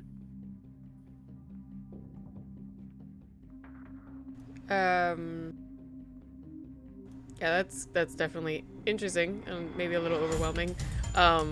Definitely, like, yeah, sticking my head in then to see what's going on. You see 3 individuals bent down now over a lifeless body. The corpse's face stuck in a perpetual agonizing expression, eyes wide open, mouth gaped open. You hear the bone-crunching sounds and slurps of blood as 3 men fill their appetite and feast on this corpse. You see the steel briefcase open, 3 yellow vials missing, 1 red. Near the case, you hear the whimpering of an older gentleman in the corner as he takes it into the fetal position, rocking back and forth, witnessing his companion's grotesque actions. As you take in the scene, the 3 men turn around, blood dripping from their chin, mouths painted crimson, their eyes wide, pupils shaking to keep focus. They take note of your presence and begin to stand. Griffin, get back! Roll for initiative, baby. I am seneschal for 1 night. One night. And your child has to get in trouble. Alright, I got... Wait, isn't it wits and dexterity? No, it's 1 dice roll plus your wits and dexterity. Oh, I did it wrong. Okay. So I got 15.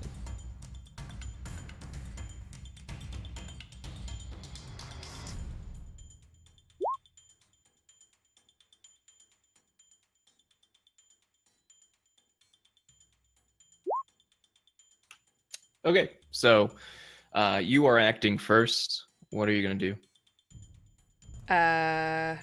Okay, there's 3 what look like almost frenzied vampires in front of me, right? Correct. Okay. Anybody else? Just the 3 individuals, the corpse that they were feeding on, the old man in the corner, kind of in the fetal position near the briefcase. Okay.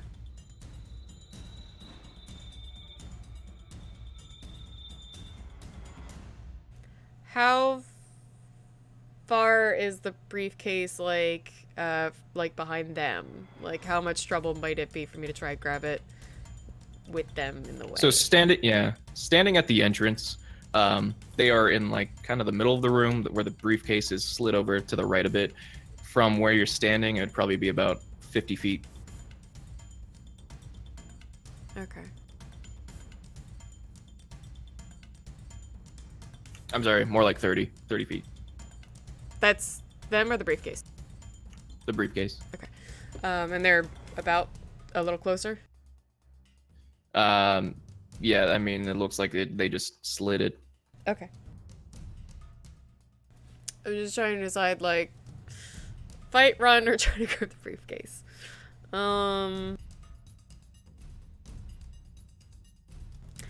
I will... Using... Oh, wait. Huh? I think I declare my action first. I'm sorry. Right? Oh, yeah, That's no, how yeah, because it's initiative supposed to be, works? the people with worse initiative, so I know what to do, because if they're going to try and jump me... Yeah. Sorry, I'm used to D&D. Okay, so Griffin and It's okay, I was still these thinking, I was like, what am I crazed- going to do? Yeah, these crazed homeless people, they all act in the same turn. Griffin, doing as he's told, he will actually try to step forward, trying to protect you with his arm shielding your torso. The 3 men will begin to rush, just kind of blind rage rush into you guys. So yeah, now what are you doing? Alright, if I do got frenzied vampires coming at me... Well, you don't know they're vampires, but they are well, frenzy looking. That's what I'm thinking. I will try to attack with my switchblade that I have. And I am going to be using like my celerity. I have 1 dot for either I think a dual action probably, just to try and hit 2 of them.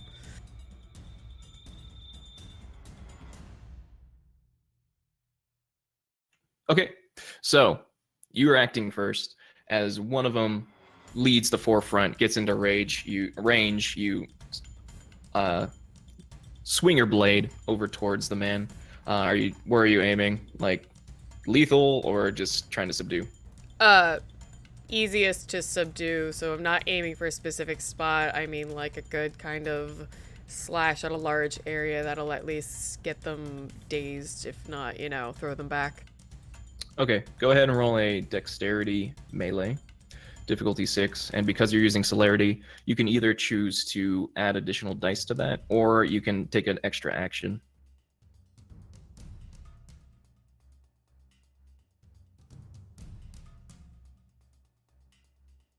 I'll take an extra action. I don't know if you want me to declare it now, but I'll either try and hit again or dodge, whatever's best.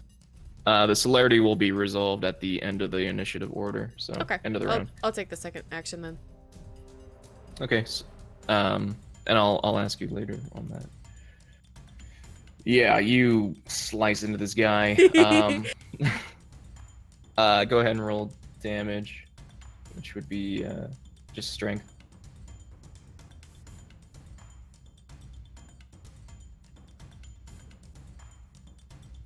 Okay, so you managed to do 4 points of just damage to this guy. He It's a right very across nice the chest. switchblade. Yeah, with precise aim and because of the celerity, kind of honing your craft, you slice right into him. He falls down almost immediately, blood just gushing down on him. The other two, seeing this, one will try to grapple you, and the other will try to grapple Griffin. So go ahead and do a strength brawl. Okay.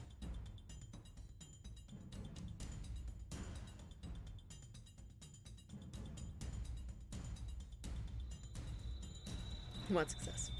Whoa, you see that roll? 3 9s and 2 10s. I don't have a second sheet revolver.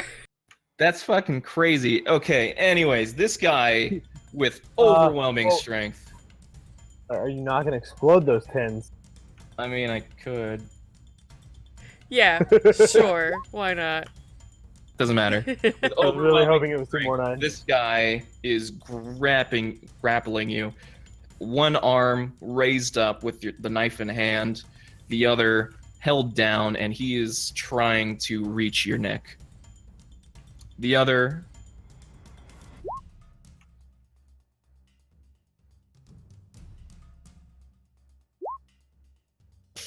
Okay, the other grapples Griffin as well. He got 2 1s, so he is also like, what the fuck, man? Get off of me!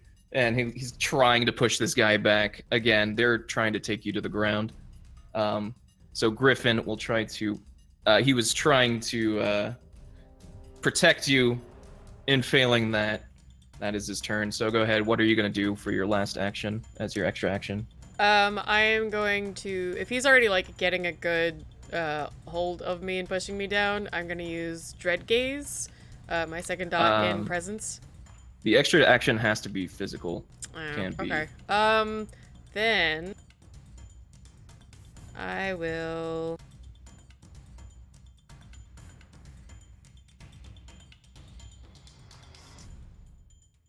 If he's taking me down, then I'll just do my best with the knife still in my hand to like even like hit his wrist, anything that'll, deter him.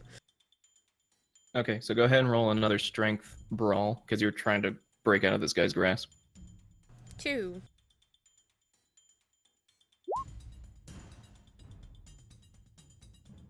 You cannot manage to get your wrist free. This guy is nails digging in at this point. And you see the the old man in the corner. He's just cowering, seeing his companions fight as well as these 2 strangers. He actually rushes over to the briefcase and grabs one of the EpiPens, and that'll be his turn. Okay. I will just like part of it just yell, "Don't!" Right, and so new turn order. The homeless men are going to aggressively try to just bite into your neck and suck out any blood that you have in you. Griffin will try to break free, and what are you going to do? Dread Gaze. Okay.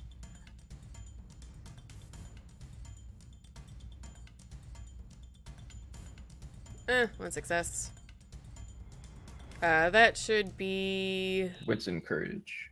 Yeah, no, it takes at least 3 for them to, like, retreat in terror, but 1 should give them at least a good spook. 3 successes. It doesn't seem to phase them. They, again, the bloodshot eyes, focused. I'm rolling stupid well right now, I'm sorry. Yeah, just put the Anyways. violinist in a fight. So, Griffin is going to try to break free of this.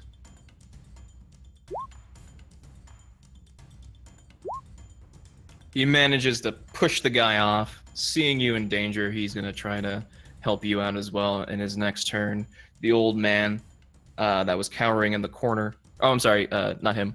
The homeless guy that's on you is going to take a bite out of your neck. So go ahead and just do a strength check, just base strength.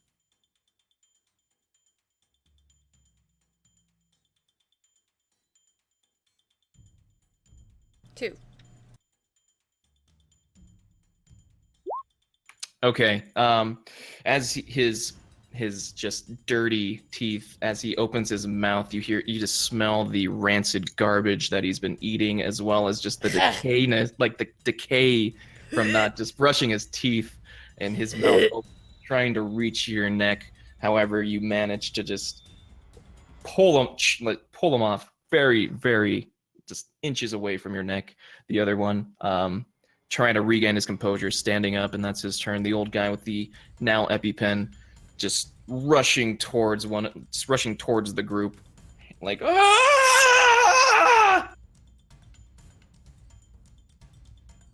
So, new turn order, go ahead. What are you gonna, sorry. So, I keep forgetting how to, like, switch it. It's fine. I know it makes it longer, but it kind of makes sense too. Yeah, so, again, Griffin is going to just try to subdue the one the one that's in front of you, trying to push him off, like, with the leverage of your body and his body, just trying to push you off away from him. Again, the one that's trying to bite your neck, the other one trying to regain composure, sees Griffin and tries to rush towards him again. What are you going to do?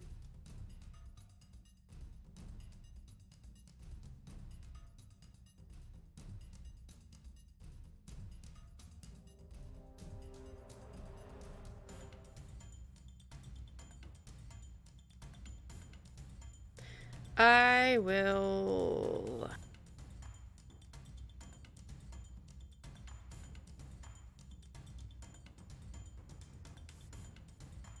Can I use dexterity in an action to try and slip away? Not Yes, like I know there's a strength reason, or there's a reason for strength to get him off of me, but I'm gonna try to actually like just whoop. All right, so go ahead and roll. We'll say dexterity and athletics.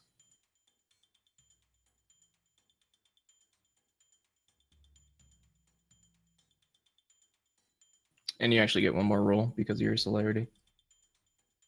One more die, I mean. Okay, no. But I get 2 successes.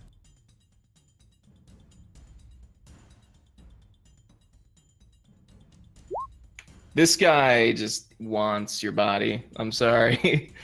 You try not forcefully push him away, but try to slip out. His grip is just iron grip on him.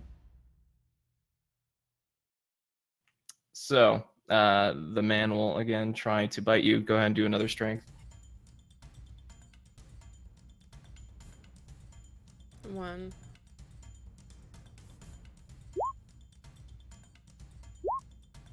All right, he actually manages to sink his teeth into your neck. What is your stamina? Okay. Sorry, say that again. Nothing. My stamina.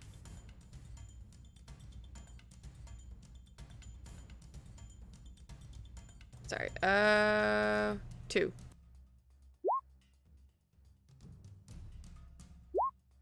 Okay. For the most part, they are still human teeth. They're not particularly sharp. They're not like vampire fangs at all. However, it does sink in, and you take a point of damage. Okay. Yeah, that's just 1 point.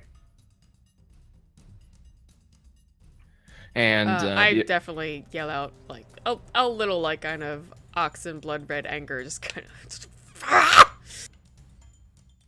Yeah. So the other one, seeing Griffin, will rush towards him, while Griffin is trying to pry off the two of you together. So I'll roll for him first. So Griffin.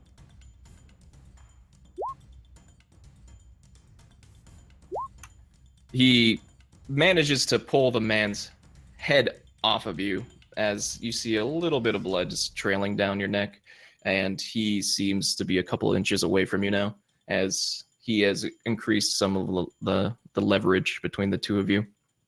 The other guy will try to, from behind Griffin, attack him.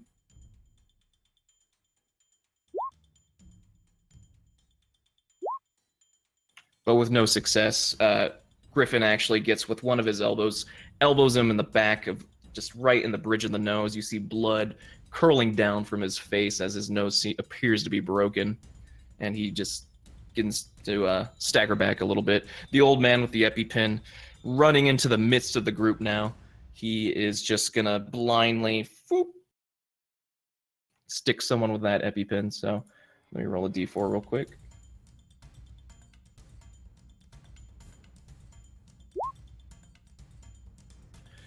And you feel a sharp puncture on your leg, Nika.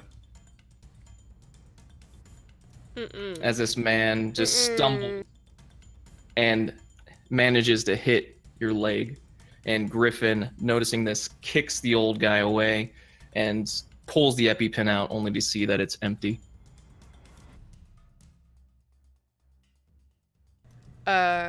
My immediate reaction is just going to be one of mild panic and like kind of stumbling back away. Is the guy still on me, or Griffin kind of helped me get a little loose? He managed to pull him away a couple inches, but he is, again, iron grip on those wrists. The knife still hanging in the air. Okay.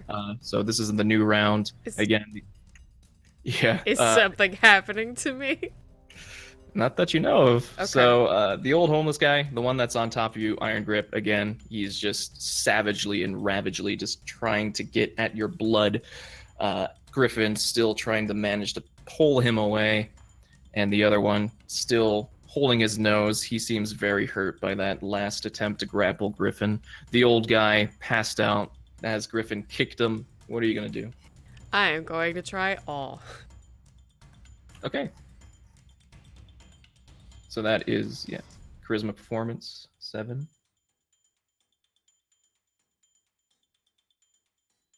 So 1. Just 1.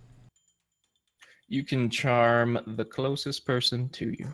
So you are going to try to calm this individual down. Yes. The idea is that they should be very receptive to my point of view and desires. So as they're like still trying to like barrel down on me, as soon as I can sense that this is affecting them, I'm like, I need you to get off of me and help me out with these others.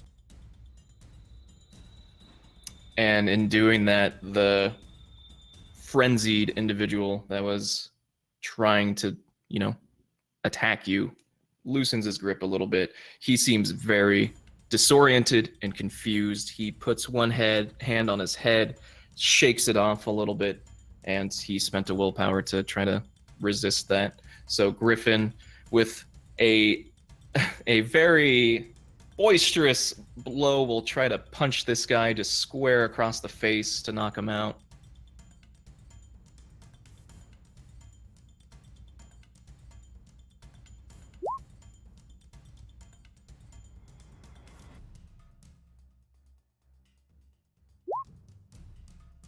And he manages to nick his chin. However, he's unsuccessful in actually landing a blow. And he'll shout to you, just get the fucking briefcase and run! Is it a new round? Yeah, it's a new round. So that is actually going to be my mission, is full dexterity, all of my little bits of extra running sauce at that briefcase.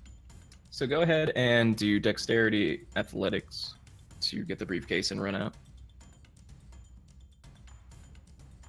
2.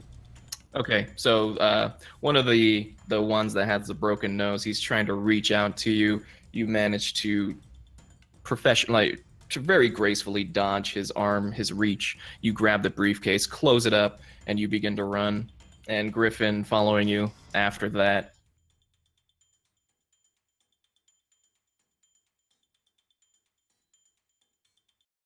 So you two are running out from the tent. There's no one around in sight, really. All the homeless people that were kind of congregated into this makeshift camp have seemed to disperse at the sight of danger and the sound of fighting. Outside the tent, I am just booking it back the way we came. All right, yeah, and Griffin's following you. He's like, oh shit, are you okay? I saw that guy poke you with something. Shut the fuck up! Yeah, and you both are running. Go ahead and roll after you. Or I'm sorry. So you guys managed to go through the thicket of the forest. You have reached the hillside. Yeah, now go ahead and roll a self-control. Difficulty 4. Hey. Okay, so you feel something happening to you. You're getting more lightheaded. You're getting I'm a gonna little like drop bit more. the briefcase and like put my hand up against a tree. Yeah, you're becoming a little bit more disoriented now. However, the effects haven't quite kicked in yet. You drop the briefcase, Griffin. You okay? I don't know. It's something. What? The old man, he hit me with something. He used one of these. Oh shit, and he'll run over to the briefcase, open it up. He notices that one yellow vial still remains. However, there's only 2 red ones. Leaning like one arm against a tree, looking back at him. What the fuck is that shit?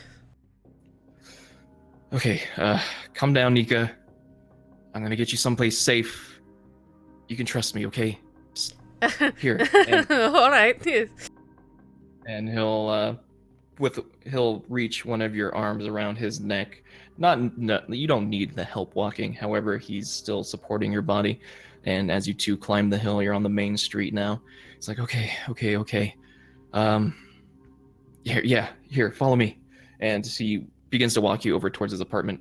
Self-control roll, difficulty 5. 2. So as you begin, you kind of fading in from consciousness. You're fading out. You look down at your hands. You see your bones protruding a little bit more than normal. The urge for blood begins to grow. Your senses are becoming more refined and more sensitive. It's an uncomfortable sensation for you, for you're usually unconscious when the beast takes control over you. However, like a puppet master with your strings fully lifted, you start to lose control of your body. At least before I see it looks like I'm going to lose control. I'm going to like weakly be reaching for my cell phone and kind of muttering about calling Alex. Griffin, what? No. And he'll take the phone from you and put it in his pocket. It's okay, Nika, you're gonna be fine, okay? Trust me.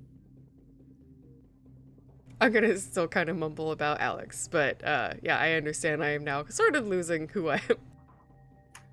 And he brings you to the front of his apartment where there's like a small parking garage. He puts you into his automobile that he has. Go ahead and do a self-control difficulty 6.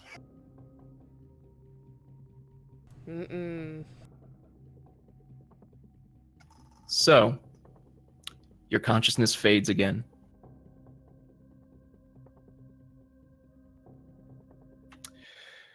While you were on the streets of Philadelphia with Griffin, you are now in a small, cozy room. It's a child's room. There's wood panels on the floor, a dresser with a matryoshka doll, and photographs of a little girl, her mother and father, in various environments. A small table for a child to host tea parties with friends, and a child-sized bed with blue linens. As you take in the environment, with a blink of an eye, you now see a child hosting a tea party for her stuffed bear and rabbit. She lifts the small tea kettle and begins to pretend pouring liquid for her furry friends. She's humming happily, smiling at her dolls, until shouting is heard from outside the room. An argument between a man and a woman erupts, shouting in Russian.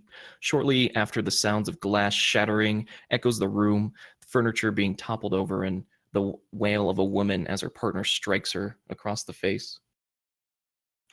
The child shuts her eyes tight, places her hands on both her ears, trying to mute the noise of her parents fighting. It doesn't help, as their fighting grows louder and more intense. The child stands up and walks to her bed, placing her knees onto the floor, pulling out a small violin case. She takes her finely crafted instrument out, sits on her bed, and begins to play a somber tune to drown out the fighting outside. Something wet streaks down your cheek. Not blood, but tears. As you absorb the simple and rudimentary chords, you blink again. Sitting beside the young girl is a pulsing gray figure. It shares properties of a human, but has no anatomy to clarify the gender. The face is featureless and smooth. If it had eyes, it would be seeming to looking straight at you. It turns its head, the bones creaking with each slight movement.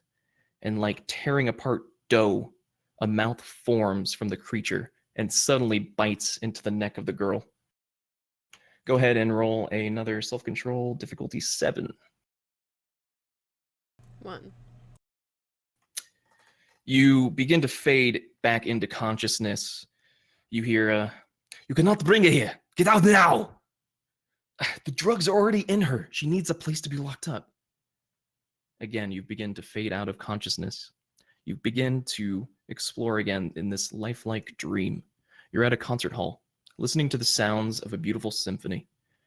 Your eyes are glued to the finely crafted instruments as beautiful music echoes off the acoustics in the hall, making you feel immersed.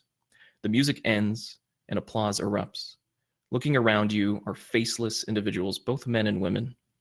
However, you notice one female who has beautiful definition to her face, rosy cheeks, golden blonde hair, wearing a white dress that cuts off right where the chest area is. She turns to face you, looking you in the eyes, and waves for you to come over. As you attempt to stand, you feel a tight grip on your left wrist, enabling you to move. It's Alexander White. He faces forward, not looking at you. The grip is tight, and it grows tighter and tighter until his fingernails dig into your flesh as you scream in pain, but it's inaudible. You notice the faceless figures all turning towards you and begin to laugh at your demise like a freak in a carnival. This goes on for minutes, but feels like hours, until suddenly you wake up. And that's where we'll take our first break. Hey Rev, real quick though, like as someone who would call themselves a writer, fuck you. Hey. With all the love. But that's 70% of the love. yeah, that was fantastic. As Rev said, we're going to take a little break now. You guys in chat, if you would like, you can feel free to ask us questions about the game, our characters, or really just anything else under the sun, or not, seeing as it is vampire. And with that, we'll be back in a couple minutes to see more from Alexander, Brian, and Hiram.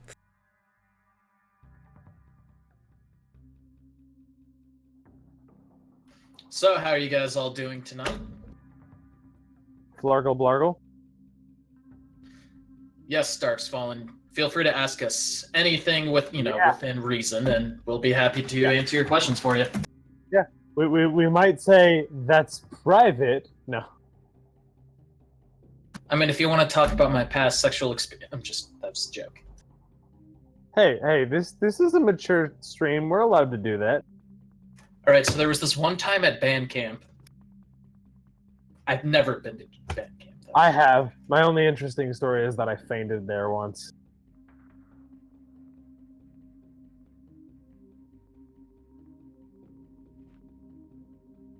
Are you actually using the phone right now? Yeah. I'm calling my wife. She's not home, and I'm curious where she is.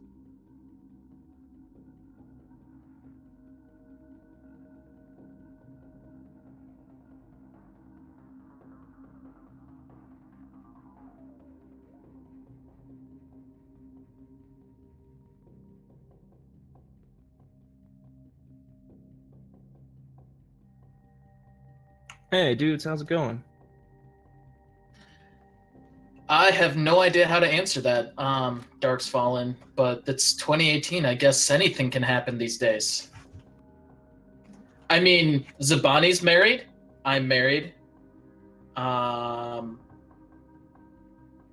Most people in our group are married or engaged or something along those lines, so take from that what you will.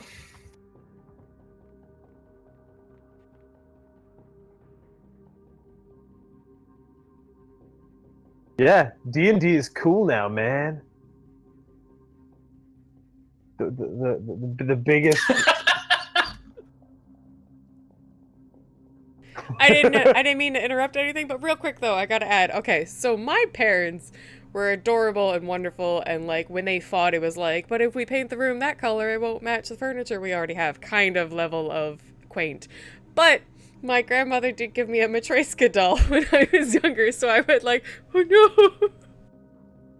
Yeah, I don't know if I said the word right. I kind of Googled it, and I was like, oh yeah, those little Matryoshka. Russian dolls. Well, English or American accent, Matryoshka. Yeah. You were pretty close. Wasn't bad. In answer to Mage 2-on-1, yes, Revolver has a puppy. His name is Gibbs. He's the best. Little puppers. Revolver, we have talked to you about showing your wiener on stream. I'm sorry. And we encourage it.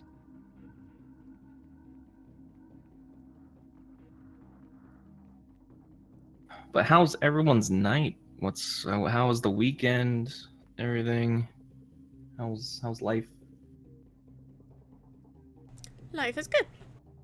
I have to go back to work tomorrow after a 4-day weekend, so that sucks, but...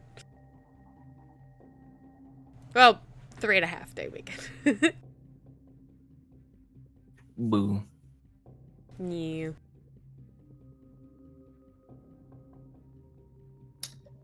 So, alright, then you are actually incorrect, Darksfallen. I am older than your oldest kid.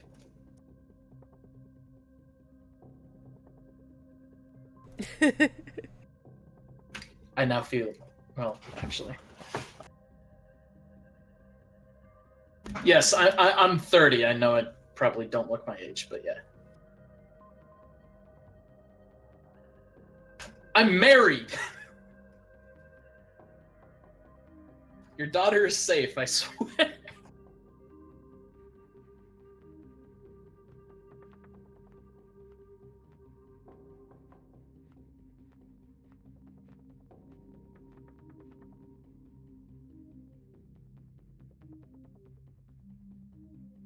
That was really fun, though. I was like, oh no, I'm a useless story door to fight.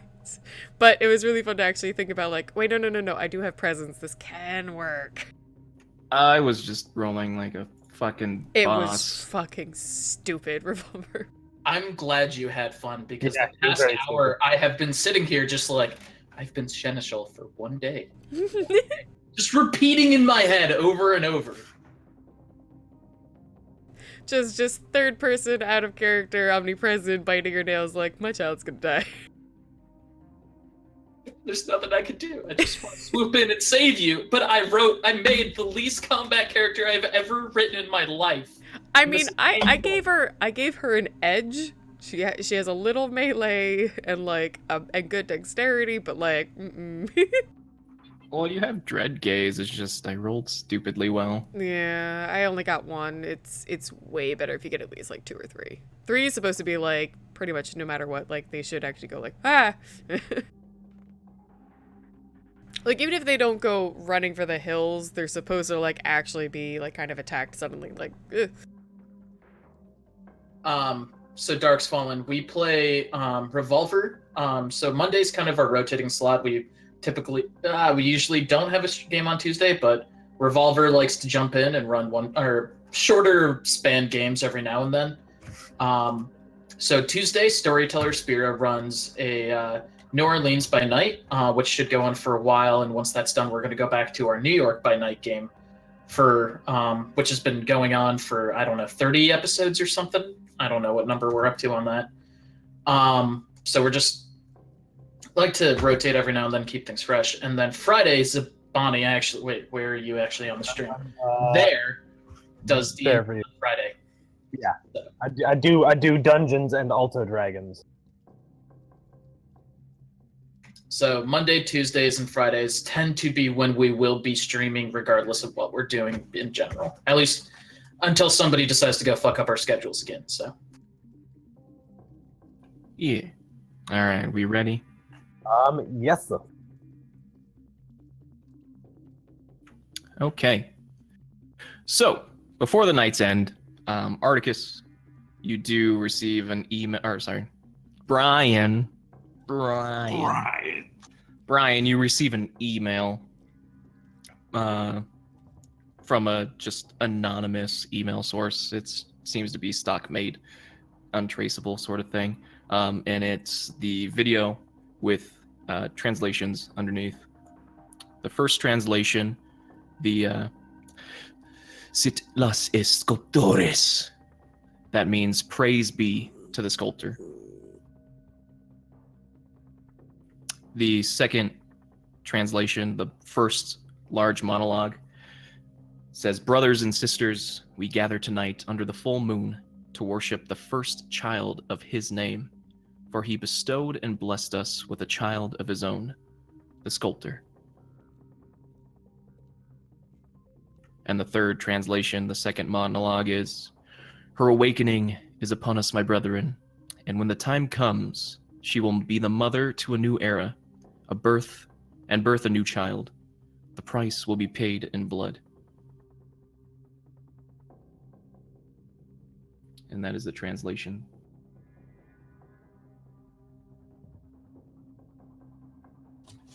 All right. Well, that that last line seems pretty suspicious to a certain letter. I don't believe in coincidences, not in my line of work. I also like to monologue to myself every once in a while. I'm mostly lonely.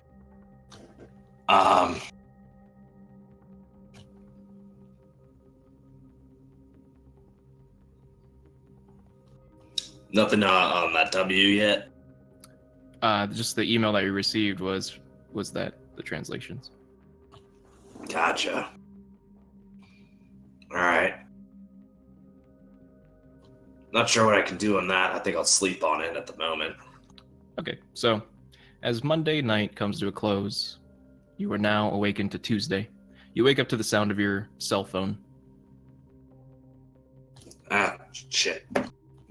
Hello? On it says Valerie. "Hello, Brian." Hello. "Oh, don't sound so excited to see me. I need you for something." Like what? We heard he talks with the prince. "No, this is a job, Brian. You know, work." Huh. You're actually looking to me for work, huh? "Don't take too much note of it, but yes, I do need your help." Alright, sure. Where at? "Meet me at my research facility. I'll explain there." Oh, nice and official, huh? Yep. "I'll see you here, Brian." And she'll hang up shortly after you receive a text with an address on it. Huh. Yeah, I'm gonna definitely take that translated video and also move that offsite too. It was a little late. Forgot to do it. Yeah. But I yeah, I guess I'll just head there. Motorcycle wear, of course. Okay, you're gonna ignore all your kind of morning routines. Well, I'm always gonna check. Yeah, no, I'm gonna check around. Yeah. All right, so you're correct. I mean, tell me what sites you're looking at. Reddit, of course. But I'm checking out some of the chatter on like CamNet for the Sentinel and stuff like that. See if anything came from that. See if anything comes up with any of the searches on this drug stuff. Okay. I'm getting dug into drug stuff and like the death of the Harpy. All right. Yeah, so as you explore the CamNet, Reddit, just go through your basic Reddit forums, look at your Bitcoins. On the CamNet, there are 2 articles. One titled "New Seneschal of Philadelphia" and "New Narcotic Claims Another Kindred." Yeah, I'm gonna look at that one in more detail. Okay. The article, again, is titled "New Narcotic Claims Another Kindred." There's a picture of a silhouette of a body covered with a white sheet, and it says April 17th, 2018, Monday. "Timothy Maximilian was found dead by his ghoul last night. The Prince's Scourge was first to secure the scene and ensure that local authorities were not aware of the death, keeping the masquerade intact. There were multiple empty EpiPens found in his estate, which is rumored to be the new narcotic that has been scouring the streets of Philly as of late. the blood of Cain. More details to come. All right. Well, I'm curious. Can I use any of my contacts or anything like that to see if I can actually see if there's any buyers or sellers of this stuff? Are they actually on the web at all? Shane, your close friend Shane, he would actually be the perfect contact to notify for anything buying, selling. He usually is the one that runs the jobs for you and finds the jobs for you. Yeah, I'll reach out to him. Just a text. Okay, Hey, what's it some gonna say? shit's going. Basically, hey, some shit's going down with this drug and everything. I want to see what's going on. Can you see if make some feelers out there, see if there's anyone actually peddling them? Okay. You send a text, you don't get a reply back immediately, so. Yeah, that's fine. All right. Well, other than that, check the Bitcoin, then head out. All right. It's supposed to just look at it. Yep, it's that number. Got it. Cool. And leave. Right. Minus 100. So, Well, 20. as you lift open the garage door, it's a cooler Tuesday evening, a little bit colder, not as humid as Monday was. Get on your motorcycle, drive off to Valerie's address. When you arrive, again, the 2 apartment buildings, the staircase leading down, you knock on the door. Valerie answers. Oh, you're here. Come in. Yeah, catch you at a bad time. No, I just was busy with some things. Yeah. All right. Yeah, all right. Go in. And she closes the door behind you. Can I get you anything? Nah, just to the point. What's going on? What you need? And she'll sigh. She pulls up a stool over towards your vicinity and sits down facing you. I need your help, Brian. I got new samples of the blood, and it pains me to ask you this, but I need you to hack into the DNA database in the police department to see if this blood cross matches with any citizens here. It pains you to ask for that? Listen, Brian, I know you've been very helpful, and I'm sorry that I've been so crossed and... Look. I'll handle it like a job. It's fine. Just give me your shit. Jeez. Thank you. Here. And she'll hand you a CD that... This contains the information, the DNA about the blood that I received. It all seems to match with the other ones that I've gotten in the vial. Again, I just need you to go in. I'll let you do it however you want. I just need results. Right. This will cost though. Saying how you have Alex with purse strings on your back, I know that you got the revenue. Yes, well, I thought you'd be interested in something a little more material. Alright. She paws through her drawers a little bit, and after a while, she pulls out these thin copper wire glasses. They are circular in shape, and the where the glass, I don't know the name of it. I'm blanking on it right now. The where you put the glasses on, the little side The earpiece, of it. yeah. Yeah, the earpiece. Thank you. It's thin copper. Here. He delicately takes it. Just put them on. Sure. Squinting eyes as he's putting it on. As you put it on, you look around the room. Nothing seems to really stick out to you. But as you look into the drawer, you begin to see through it and see the contents of what's inside the drawer.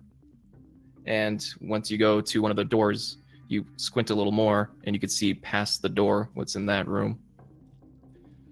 Listen, these are Tremere artifacts. I'm letting Holy you have shit. them. They allow you to see past any surface. Don't look at me when you're doing it. They allow you to look through any surface. However, the downside is, well, you take it off. Yeah, sure. I was actually doing this. I was like checking. Just like... Okay, well, as you take off the glasses, your vision starts to blur and darken, and you are blind. For every Fuck, how long was this? don't freak out. It'll wear off. For every minute you wear them, it usually lasts around 10 minutes when it's worn. Fuck. So do we have a deal, Brian? Just... oh God, what is this? Yeah, sure. Where are you? I'm right here. And she'll place both hands on your forearm and slide one of her hands down and meeting your handshake. Yeah, sure. I'm assuming this follows the normal rules of don't let kind look at it. Yes, that would be preferable. Again, you can hire any help that you need. That's not my business. I just need you to succeed. Right. Yeah, no, I'll take this as the major payment, but I'll still need some cash if I get some other people involved. I kind of took a hit earlier. Okay, how much do you need? I'll let you know. All right, just know that I'm not the wealthiest, okay? Yeah, I'll pass any charges along.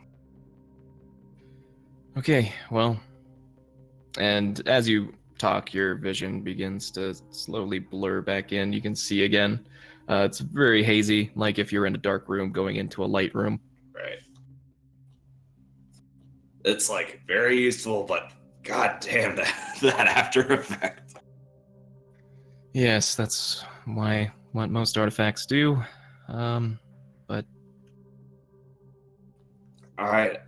When do you need it by? ASAP. as soon as possible, yes. Yeah. All right. I'll start looking into it. He's talking to Valerie, right?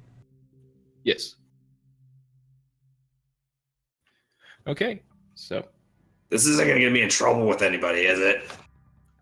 well, don't tell anyone about it and you won't get in trouble. Roger that. All right. I'll see what I can dig up. Thank you, Brian, and be careful. Yeah. All right. I'll head out from there. Okay. So you leave the research lab. Where to? Sure. She wants me to crack into the state police.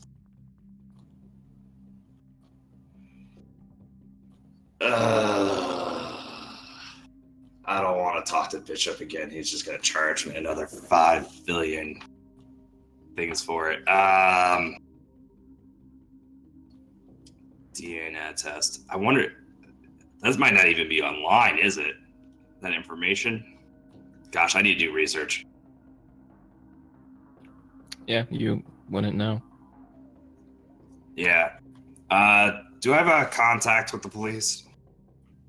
No. Alright. If I have a contact. Alright, I'm gonna send out some feelers. I'm gonna hit up Shane and Hiram. Okay. Text message call. Oh, then I see Zavani poking me too. I'll call. Why not? ASAP, right? And I put those glasses in like the safest. Oh, I have a safe in my not a safe, but a hard to lock box on my car because that's where, or my motorcycle because that's where I keep the gun. So I'll put them in there. All right. And as you call Shane, the ring tone just seems to drag on until you're reached with a voicemail. It's the standard. The number you are trying to reach cannot be located. I'll just text him. Okay. Hey, do you get any contacts and blah? Okay. Send it out. And then here, Hiram. All right. So, Hiram, you are awakened. Your phone is ringing. You are well fed, as you have been feeding the night before, so you regained all your blood points back. And you see on the phone screen says Brian. Hello? Hey, Aaron. Oh, yeah, it was up. Hey, do you have any contacts with the PD? I don't, no, I mean, I'm new in town. Yeah, I meant, do you know anybody? I mean, I could pretend to know someone. That's fine. I guess it sounds like you're kind of interested. I mean, I'm always, one to fuck over the fuzz every once in a while. Yeah, well, it's not quite as fun as you think. Sounds like got an odd job where need to get some DNA tests from the state. Odd jobs are, they're the only kind of jobs I do. Yeah, no kidding.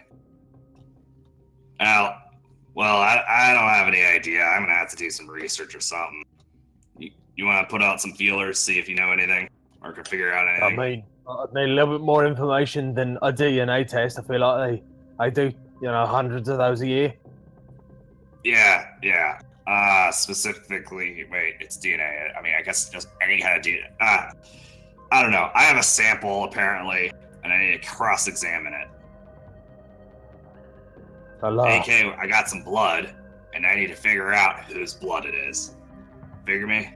I'll see if I can figure something out. I feel like I'm not going to be able to do anything on the, just hacking my way in, so I'm probably going to have to do something actually going there. Yes, it sounds like gonna have to use one of those, I don't know, those weird medical things they use. Spins the blood around up. Oh, yeah, the spinny things.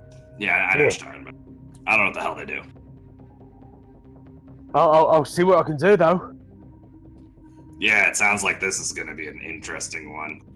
Let's just say payment's kind of weird, too. I'll let you know. Yeah, no problem. Alright, I'll hang up from there. All right. So, Hiram, you are you're staying with Benedict again, or? I think I would have gone back to my place that night. Okay. So, want to describe your haven? My haven is... It kind of varies from night to night, week to week. I tend to trick my way into the homes of people who are gone, or convince hotel owners to give me a few free nights. Right now, I'm in a crappy little motel because I'm between better gigs. So it's fairly straightforward. Most of my personal belongings are in my car, so if I need to get up and go, I don't leave any evidence behind. All right. So, you are awake. What are you going to do with your day? Or your morning routine, I should say. Yeah, take a shower, clean off any weird skin bits that I usually have, because I like to try and look good. As good as I can for Nosferatu, at least. And then once I kind of get everything sorted, I'll text Benedict. All right. What are you going to text him? Know anyone that can do a blood test? Or no, I'll erase that and be like, know anyone that can identify who some blood belongs to? Yes, Major, just called the centrifuge. Hiram doesn't know that. Yeah. So you send out your text, wait a couple minutes as you're finishing up your routine, receive a text back. It just says, no, period. Benedict. All right. Well, then, if that's the case, I'm just gonna kind of go around town, like kind of see if I can get myself into any trouble. Money. Okay. All right. So while you're doing that, Alexander, you will now awaken in your heaven. All right. Don't take it the prince had anything interesting for me. Yeah, you did wake up to all the numbers of primogens. I'll go ahead and save all of the necessary context and check, since Brian was so kind to set me up with how to access the Camnet, check up on the news and other things, or any other emails, texts, or anything I have that morning. Okay, so again, you see 2 articles on the Camnet. One titled New Seneschal of Philadelphia, the other New Narcotic Claims Another Kindred. And if you were to go on like any news website, like CNN or local news, you would see one article that says locals found murdered. Anything much more context to that than the locals found murdered? That's what the title is. You can read it if you'd like. Yeah, read up. All right, so the local news article, locals found murdered. There's a picture of 2 police officers in front of yellow police tape facing each other, looking at a small notebook. April 17th, 2018, Monday. In West Kensington, off Waterloo Street, was the scene of a grotesque murder. Julie Marks was the recent victim of a burglary that happened late last night, according to other residents in her building. Authorities were notified immediately after Miss Marks' apartment was broken into. Police are unsure of the motive of Miss Marks' death, but will need discretion while investigating the murder. That's not the only murder that happened last night. In northeast Philadelphia, in Pennypack Park, 4 homeless found dead. The grisly murders were reported by 2 individuals that were present that night. Witnesses say 2 young individuals, a young man that looks to be in his 20s and a young woman in her late 20s, were at the scene of the crime during the time it took place. However, no information was provided by the PPD on who these individuals could be. Are these strings of violent deaths related? Tune in tomorrow night at 9 for our interview with Police Chief Marsden.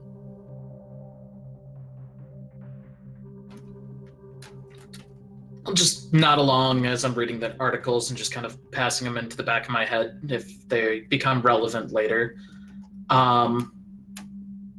After I finish, getting dressed and checking up on the business of the past day, I'll send Nika a text of just, how is Griffin, essentially. And if the prince doesn't have anything specific for me that day,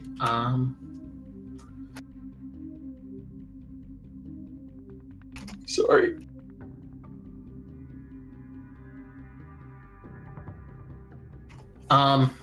I would reach back out to Valerie and see how her progress has been coming. All right. So as you do your morning routine, showering, getting ready, putting on clothes, dressing up your hair as well, you pull out your phone, and actually, as you're about to dial Valerie, the prince is calling you.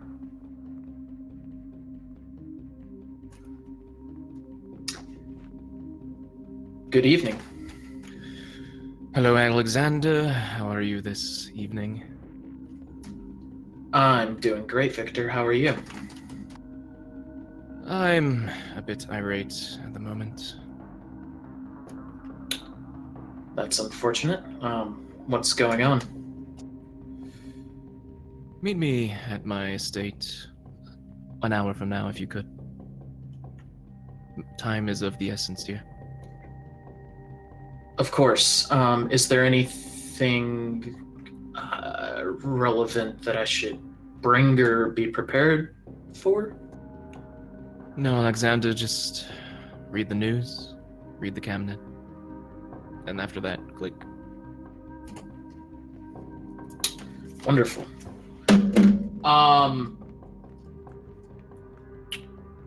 Yeah, I'm not gonna particularly drag my heels or anything.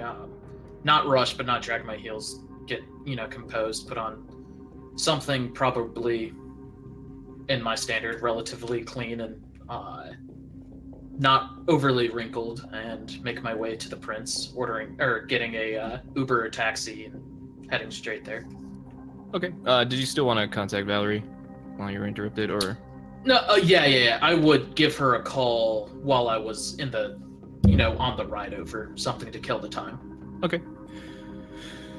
Hello, Alexander? Hi, I was just checking up and seeing how you are doing this evening. Oh, I'm doing well, thank you. I'm just finishing up some tests right now. Hopefully I'll be able to find out if whose ever blood this is a resident of Philadelphia or in the immediate area. So you were able to find some way to do a blood test? Not me personally, but I did hire someone, yes. Perfect. Spira, I sent you a text. That was the first thing I did. I'm busy coming back to life or dying. I don't know at this point. Anyways, perfect. I'm glad you found somebody to take care of that. Well, don't hesitate to give me a call or text me once you have any other further details.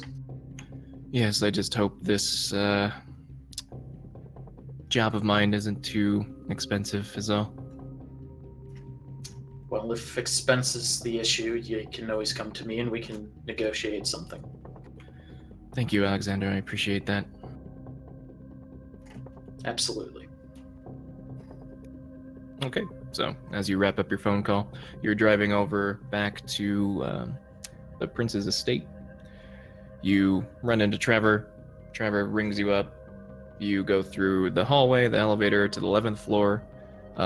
Sybil is there, but not Judith this time. And Sybil will not take will hand over the tray to take your stuff again. No frisking this time, and she just knocks on the door and announces your presence. This time I'm not going to give Sybil any shit whatsoever, just already have my stuff collected, put it in the tray, and just be, just warm, just like, hey Sybil, how are you doing today? And just warm to her. Yeah, she gives just a kind of coy smile, like, all right. Alexander White is here, Prince. Thank you, send him in. And as you enter, you see Peter already on one of the sofas, his legs crossed, as he seems to be reading a magazine of some sort, and the prince is standing in the kitchen area. Alexander, thank you for coming on such short notice. I do apologize if you are in the middle of anything. No, it wasn't an issue at all. I'm happy to serve. Well, thank you. Please have a seat, Alexander. Yeah, I'll make my way over to one of the chairs and make myself comfortable. Okay, and Peter will kind of nod to you as you enter in. Which I'll return and just, Peter, I hope you're doing well as well. Yes, it was an eventful night last night. How was yours? Mine was relatively quiet compared to what I've been seeing. Yes, good. I'm glad nothing worse happened to you, Alexander. Peter, would you be so kind as to tell our new seneschal what you were investigating last night? And Peter will uncross his legs, stand up, and begin to pull out a notepad from his pocket. Well, Seneschal White, I first investigated Annabelle's estate. I found a will that was for Miss Chelsea Davis. Seems to be they were closely related. It was just stating that all of her belongings and estates, finances are now Mrs. Davis's to use at her disposal. Shortly after, I followed the estate to follow a lead. However, I didn't really find too much, just 2 notes. But after that, I went to Mr. Monroe Griffin's condo, but there was no one home when I arrived. And after my unsuccessful visit, I went to Julie Marks, Annabelle's assistant's estate, and I found this. And he reaches into his pocket for his phone and unlocks it, hands it over to you. On the phone, you see a photo that's dark, but it's clear to you that there is a woman hanging from a noose, face black, purple, and swollen, with a knife puncturing her abdomen. It's Julie Marks. As you scroll through the photos that Peter took, the place is torn apart, furniture tipped over, glass and various other bottles, decorations shattered, and a lone chair kicked over from under Julie while she was hung in the middle of her apartment. I could only investigate a short time, unfortunately. I found some EpiPens, pocketed them so that the authorities wouldn't have any access to them, and I did find another letter. And he unfolds the letter and hands it over to you. I'll take it from him with a very solemn expression on my face and take a look at it. It says, the task is complete, the price has been paid, and you will be rewarded. W. Do we have any idea what this W is? I have not been able to turn up any clues in that matter. However, I was curious on Mrs. Marks' whereabouts in the banquet. Chelsea told me that she went to go fetch something for Annabelle during the toast. And when I was about to inquire on what that was, I found her dead.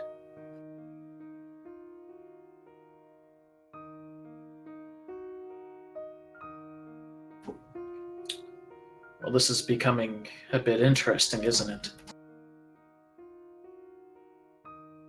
Yes, unfortunately I wasn't able to investigate long. As I said, the authorities came shortly after I was there. I don't know what evidence they have found linking her to Annabelle or the Camarilla, unfortunately. And what exactly do we know about this Chelsea individual? I met her briefly at the ball the other night, but I'm not particularly familiar with her.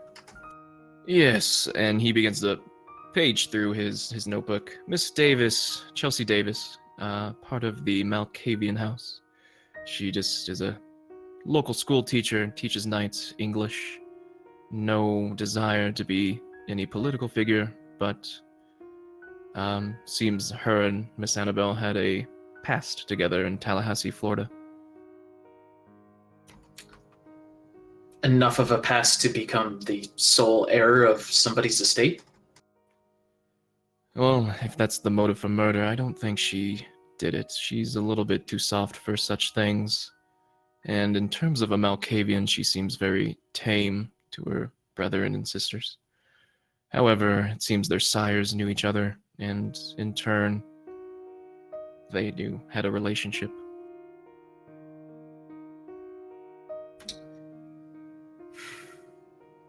Fair enough.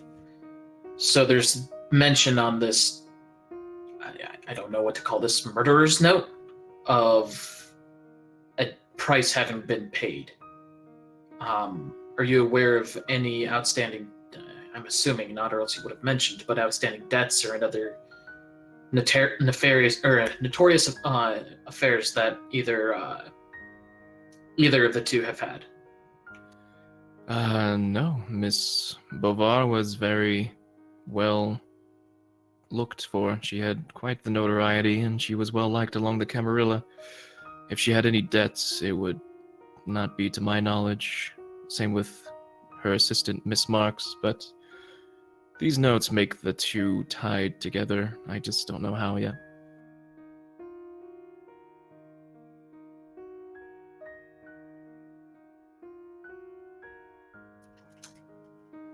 I did some reading about the previous day's events, and there also seems there was a string of murders in the park as well. Do we know if this is connected as well? It seems different, but doesn't hurt to ask. And with the clearing of the throat, the prince begins to speak. Yes, and that is why I brought you here, Alexander. These strings of murders, I'm unaware if they're kindred related or if it's just homeless people killing one another. However, it is worrying of what the police have in evidence with Miss Marks and the two that seem to have a part to play in these other murders. Being the prince, I do have quite high reputation, not only with the Camarilla, but also the kine that live in the city, the mayor. And when I promise to protect all its citizens, it looks poorly on my reputation.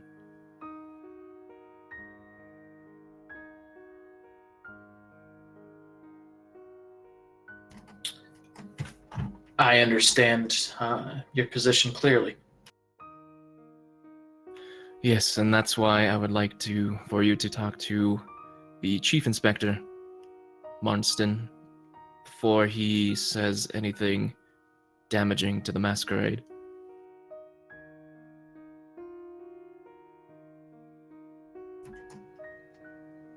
Of course, I would be happy to. Sure, his contact information will be easy enough to figure out. Thank you, Alexander. I know you have the research with Miss Valerie to attend, but this is something that takes precedent over that. I hope you understand. Of course. Unfortunately, I have a few minutes of idle time on my hand that this can fit nicely into. Thank you, Alexander. Peter, thank you for being here. I know you're busy investigating the murder of our dear Harpy. Oh, and in the light of better news, Alexander, hopefully you read the article today, but in case you haven't, I'll be throwing an inauguration banquet for your new becoming seneschal. Victor, that's really, really not necessary.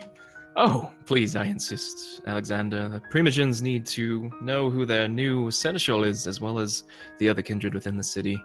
Plus, I think we should use a little bit of festivities after all the meek and dark news as of late.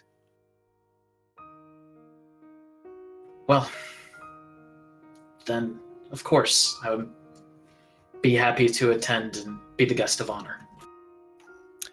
Excellent, Alexander.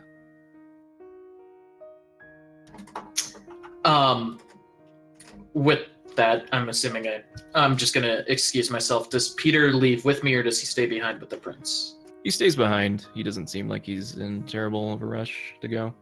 I'm gonna stop over with Peter real quick and just a favor, because she does seem particularly involved with this, even if not directly. Can you be sure to update me if you find out any more information about Chelsea and any potential role she has in this?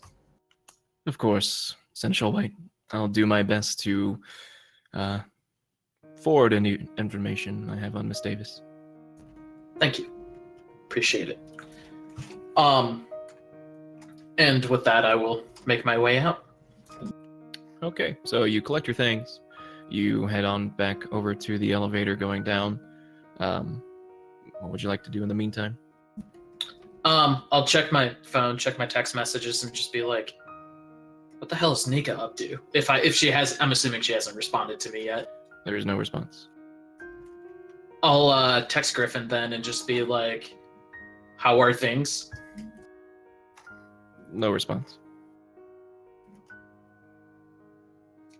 I'll shrug for the moment and start looking into any sort of police contacts or trying to find the number of the chief inspector to set up an appointment. Yeah, go ahead and do a wits investigation. Difficulty 4. It's not terribly hard. Sure, I'll be happy to.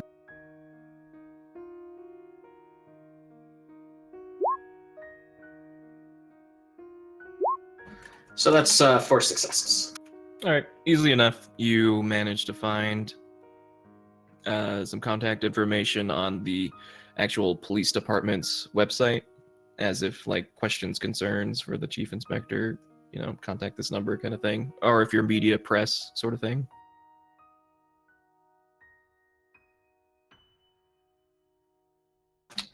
Yeah, and I'll go ahead and give it a call. All right. So as you're making that phone call, let's jump back over to our Nika. Oh no.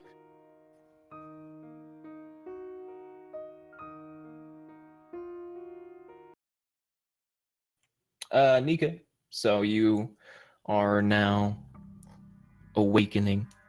You. Sorry, one second. You regain consciousness in an unfamiliar place. You are hazy, disoriented, like after a night of binge drinking and waking up with just this massive hangover the next day. And you are starving. My kind of starving? You're kind of starving. Okay. So I'll sit up on whatever surface I'm on, and I recognize this groggy feeling. I kind of hold my head, and I'm just trying to take in as much of the space around me for a second as I can. So you're awakened, and it's a small room, like 6x6, dim lit. There's a metallic chair that has various dents as though it were tossed around regularly. Claw marks have been etched around the wall, and in the lone metallic door, you just see it carved in there. You look at your nails, and you see some dry blood on your fingertips, or in like where the crevices, like of the manacles of, or the manacles, the whatever Yeah. of your nails. Cuticles. That one, cubicles. I was going to say, manacles would be me having cuffs on my hands. No, yeah. Just dry blood on your fingers. Okay. So this is much more like concrete metal room than like an apartment. Yeah, it's concrete metal room. Okay. I immediately reach for my phone. It is not there. Fuck. I'm gonna get up slowly because of how I'm feeling, but I'm gonna... Is there a door I see? Yes, there's a lone metallic door. Okay. I'm heading straight for that and going to test if it's locked, and then if it is, jangle it pretty hard.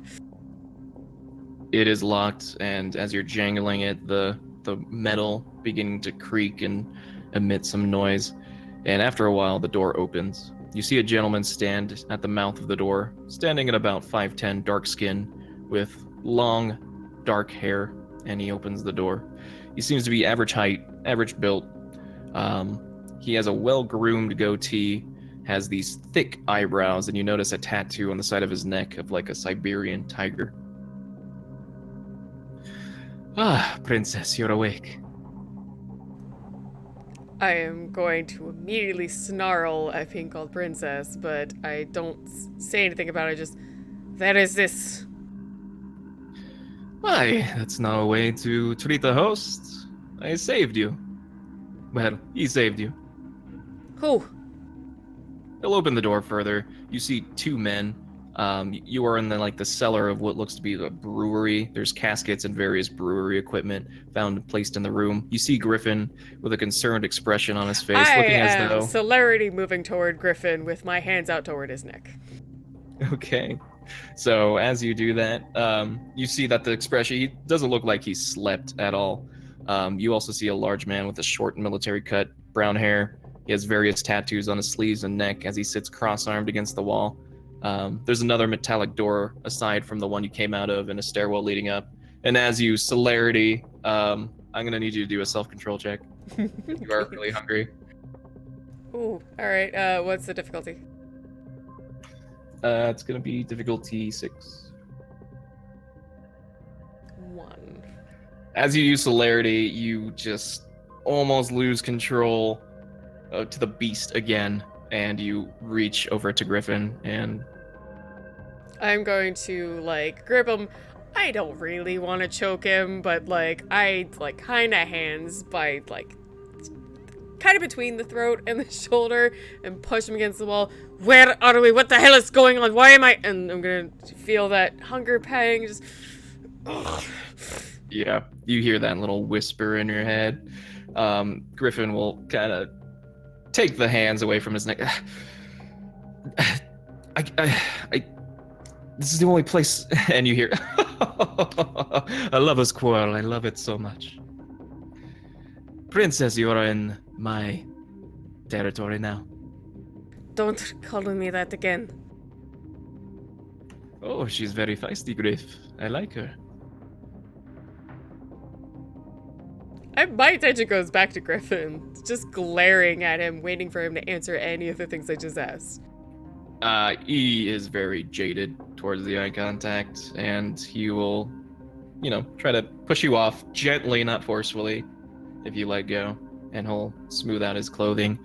I'll let him push me back, but I'm not happy. Yep. Well, dear, you are in my cellar. Griff brought you here, and we locked you up for your safety as well as the ants in the street, so to say.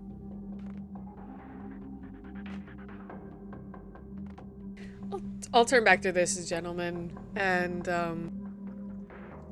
I'll give him the angry mom, hands on hip look. Well, my name is Ace. What is your name? I manually take a deep sigh and say, Nika. Nika, I know who you are. I'm asking your name. What are you talking about? My name is Nika. Griff, you say she is smart, but I don't think she's very smart, do you? I'm Ace. That is Duo. He is Griff. What is your name? I stand there for a second, still hands on hip. I look off with a I hate all of this kind of smile. I take a second, I look back at him, and with a humorless but very large grin say, Matroiska. Maturska, that's Russian, yes? Da. Well, I have some questions to inquire on you, Matryoshka. Go on then. I need to know what happened to my delivery last night. And as Griffin is about to speak, he gives a sharp look to him. Says, that? I know your story, Griff. I want to know hers. Uh-oh.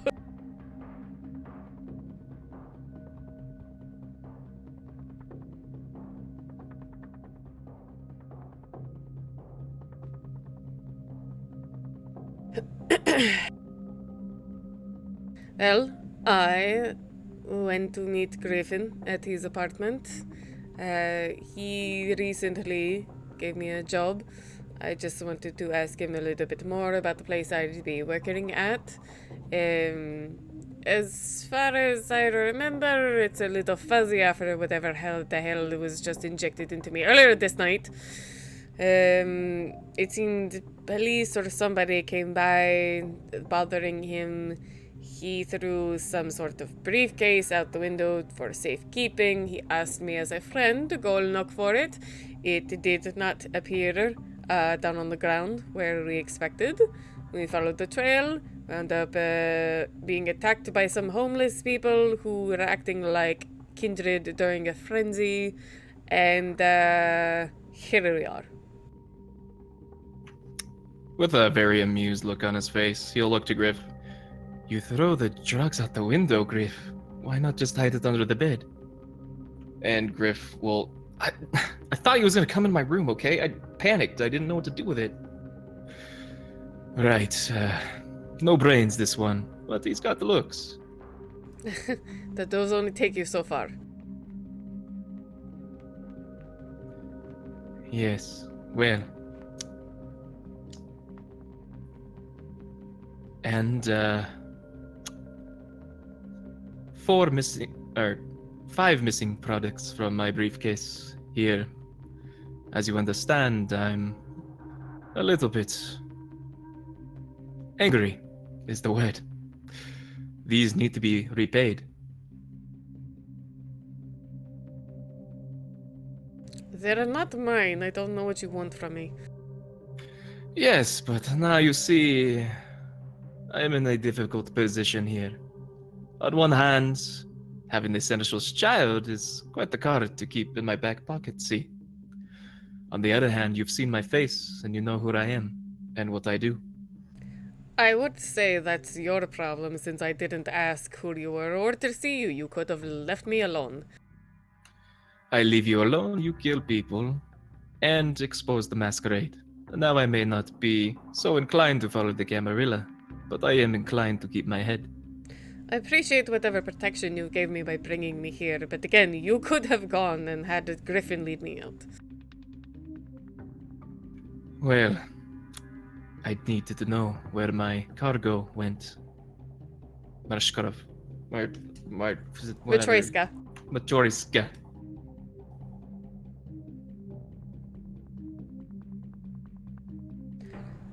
Well then, what is your proposal? Well, I'm surprised you didn't cry to say you're not going to say anything and no one needs to know anything about what happened last night. You're good, I like you. You've got spine. I already know how you feel about this. I'm not going to beg. Well then, I'll cut to the points there. I need assurance. Can I get any more details? Or do you want to just string me along with small little hints and clues like a little game? I like her, Griff. She's feisty. You're Vite. I want a vial of it. And, maybe run some more jobs for me. And then we'll be even. You fund my Vite. Why? I'm not that old. My generation's not that low. That is the price to leave, I'm afraid.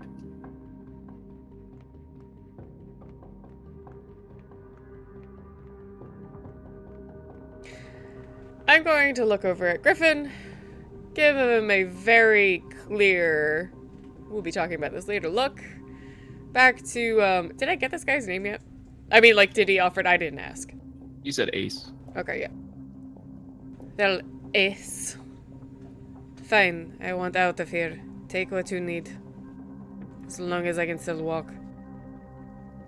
Oh, there's refreshments upstairs for you. It would be inhospitable of me to allow you to leave in such a state. And he, from his back pocket, you see a kris, like a knife, like a jagged blade. Now, your arm, please. I give the knife a pretty serious look. Look, I was stabbed with something earlier that gave me the fucking worst nightmares I've had in a long time. Has that got anything weird on it? No, this is just a normal blade. What you experienced was something else of your previous life. I'll kind of manually sigh again to show my annoyance, and I'll hold out my right arm. And with one single slice, he cuts the surface of your skin. Blood begins to pour out. And the large muscle man, he will pull out like a flask, like an alcohol flask, and just put it under your arm as you're bleeding out. Yeah, Vite doesn't, it's not pumping through your veins, so it kind of more pours out. I'll even like kind of flex my arm to get it over with faster.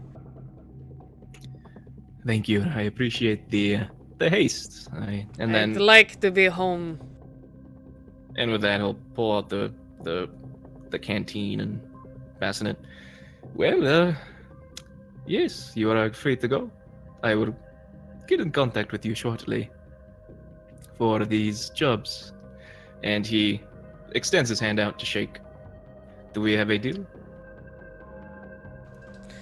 I'll just hold my arm down again. Actually, no, I'll lick any leftover blood off, and then use, like a fraction of whatever to like close that little cut. I'll give him a taut nod, but then start walking away. Griff, she is quite rude, don't you think? And the man begins to block your exit. A deal must be made, Miss Niga. Or I can tell Alexander about your whereabouts last night.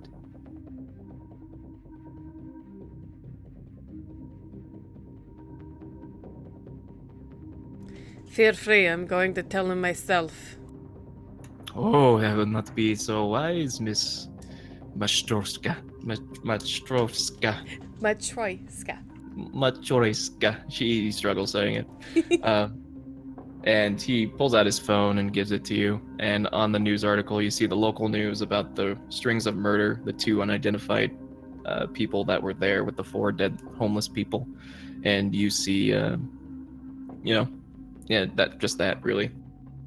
Now you see. Okay, at that point, I'm gonna grab his right arm with mine. Do more like that Roman style, like kind of handshake, but very much digging my nails into his forearm while I shake it. Okay. And as you grasp his forearm, although he is kindred himself, it feels ice cold, as if you had just shook hands with the devil himself. Perfect. That wasn't so hard now, was it, Majorska? Griff, why don't you see her out? Make sure that she feeds and gets home safely. I have other business to attend to. And not the room that you came out from, but he starts to walk over to the other metallic door. He opens it, and you see a man hanging from his wrist, his face black and purple, swollen, bloodied from a night of beating. You see, this is what happens when I do not get my cargo. This errand boy here lost some good shipment to the Pierres, and now I'm in quite the pickle. Well, I'm going to snort up my nose and say, you could learn a little bit more from the Russian mafia. This is nothing. And continue walking away. okay. And he shuts the door. Griff following behind you. You are in the back kitchen of what looks to be, in the back of to what looks to be a kitchen. And there's another gentleman there saying, refreshments in the back. I am going to very much look as if I just want to leave, but I know it's not very safe as hungry as I am, so I'll go and look at what he means by refreshments. You see, much like meat on a hook, just individuals, wrist bound, hanging from a room. There's about 6 of them. I got 1 success. If you'll allow me, I'm gonna walk away from that. Okay, yeah. You are more than welcome to. I want to feed, but I don't want that. Yep. Okay. So I'm trying to leave this place. I don't know if Griffin's following me or... Griffin is following you with some distance. You exit out of the kitchen. It looks to be a restaurant that's closed right now. The chairs are put up on top of the tables. And you outside. Yeah, as soon as I feel like it's more of a public area and I don't have like these guys necessarily breathing down my neck, I'm going to turn to him and go, "Fun!" Griffin will kind of startle. Yeah, here. And you see the text message from Alexander. Remind me what it says, Modi. How did things go?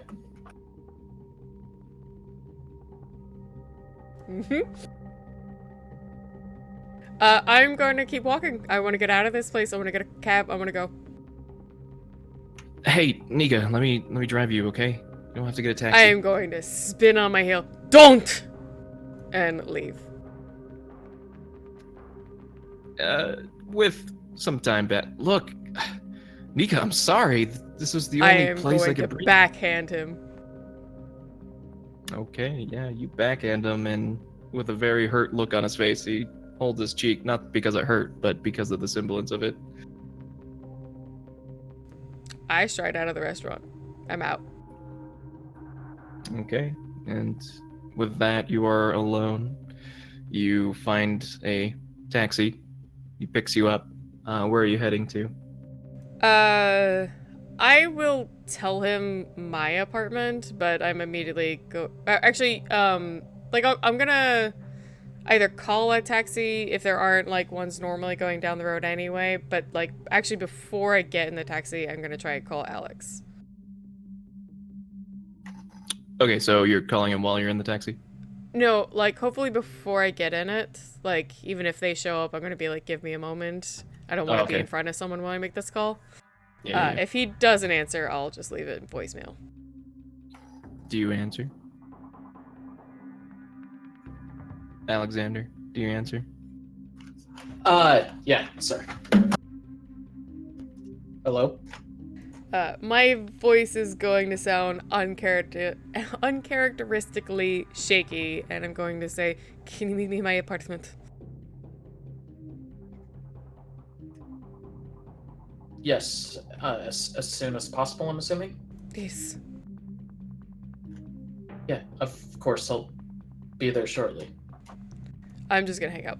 And if the cab was already there or pulls up shortly, I'll get in and head to mine. Okay, so you head to your haven. Your haven is as you left it. No one seems to have like broken in or anything if you're worried about it. And you are sitting just in the dark, contemplating about last night's events, as well as the flashing memories of your drug-induced dream. Yeah, as I explained before, I have a very simple apartment. It's basically like a one bedroom. So I have like an actual bedroom area, but the rest is like a small kitchenette, sitting area, and then I made like a smaller like den area into my practice room. But so otherwise I would just be sitting on like the sofa in the middle of the living room. Okay.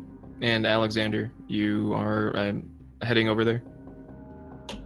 Yes, if I had made plans with the inspector or anything, I would have Right. be calling to reschedule them and Yeah. move on my way towards Nika's. We'll Because see. I'm assuming I don't often hear her with this tone of voice. Yeah, like as you were calling her, there was another call on the line, and you saw it was Nika, and so you transferred calls before any plans were made.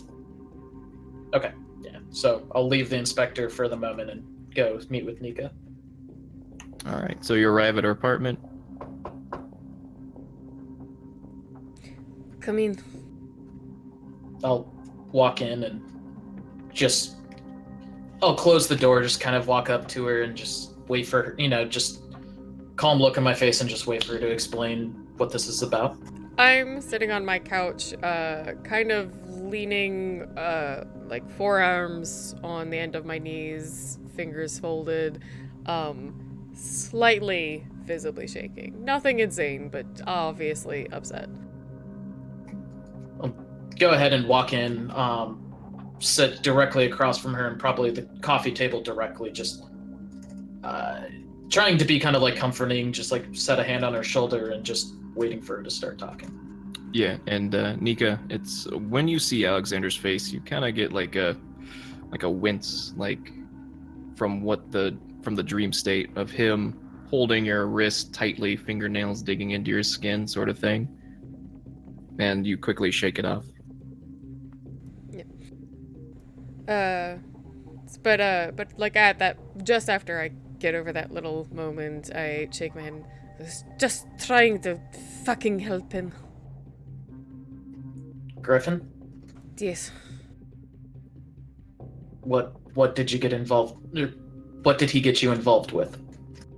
I start shaking my head, and in a bit of a rambling tone, and like even my accent will get stronger, and I might even accidentally slip a word or two in of Russian vulgarity here and there. I'll give him a not clear, but just like the rambling version of like, I went over, he told me he was involved with this drug shit that's going on in the city. He lost the drugs, begged me to help him, went and found where they were, got stuck with one of them, fucking nightmares, and now I have to work with some sort of mafia-esque prick.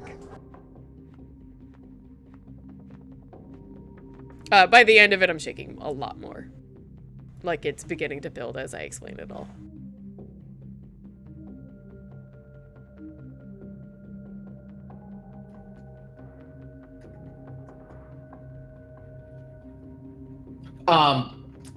Just looking incredibly, running the gambit of concern, anger, and 1,000 other emotions on his face. He's trying to hold a somewhat stable complexion, but failing terribly.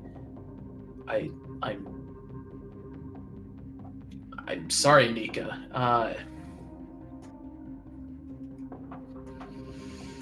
Stand up at this point and kind of take a step away, clenching his fist and just like the fucking griffin.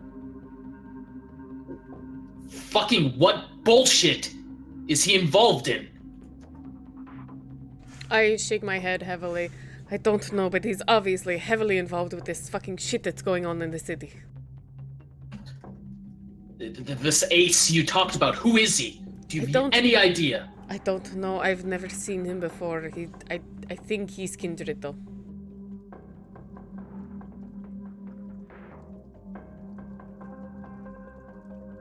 Wait, you said you don't think he's kindred? No, I said I think he is. Okay, sorry, heard that wrong. Yeah, that appeared to be apparent. I don't. Ace, do you have names of any of the others? No, the fucking stupidest thing that. No, they kept asking me what my name was. I told them Nika, and they kept going, no, what's your name? So I told them Matroyska. Apparently they wanted some sort of nickname or something. Obviously, they're fucking X-Men or something.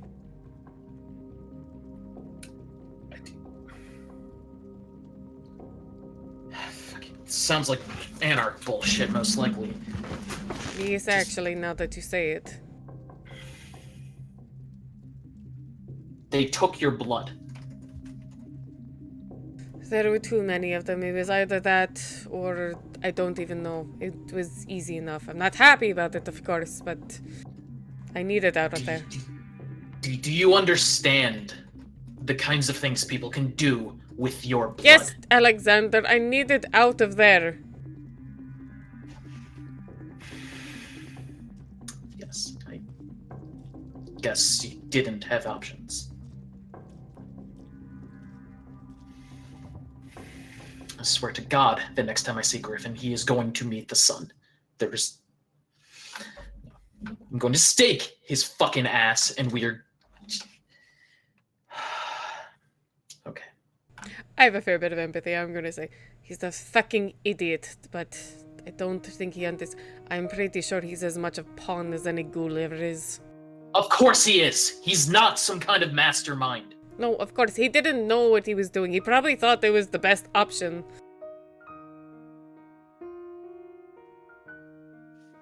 Apparently, I fucked up somewhere if he thought this was his options. This is where he was if this is what he's resorted to, getting involved with any of this. He's a child. Of course he isn't going to call you and say, come and pick her up. You would just probably stake him and kill him there.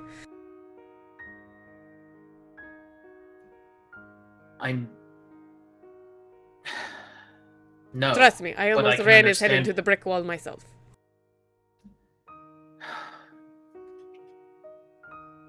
Are you fine? Not, of course, no, you're not fine, but... Whatever that drug is seems to be out of my system. Roll a 2d6. Okay.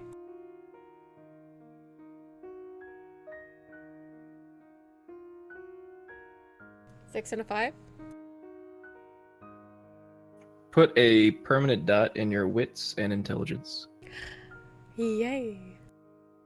You seem more sharper. Your mind, your line of thinking, your intelligence overall. Like you can recount memories a lot quicker and see things out of the ordinary. Well, with that added knowledge, I will again kind of rub my forehead. I feel a little different. Like I remember things clearer. Things are just more obvious. It's very disheartening, confusing. But I don't feel like I'm under anything.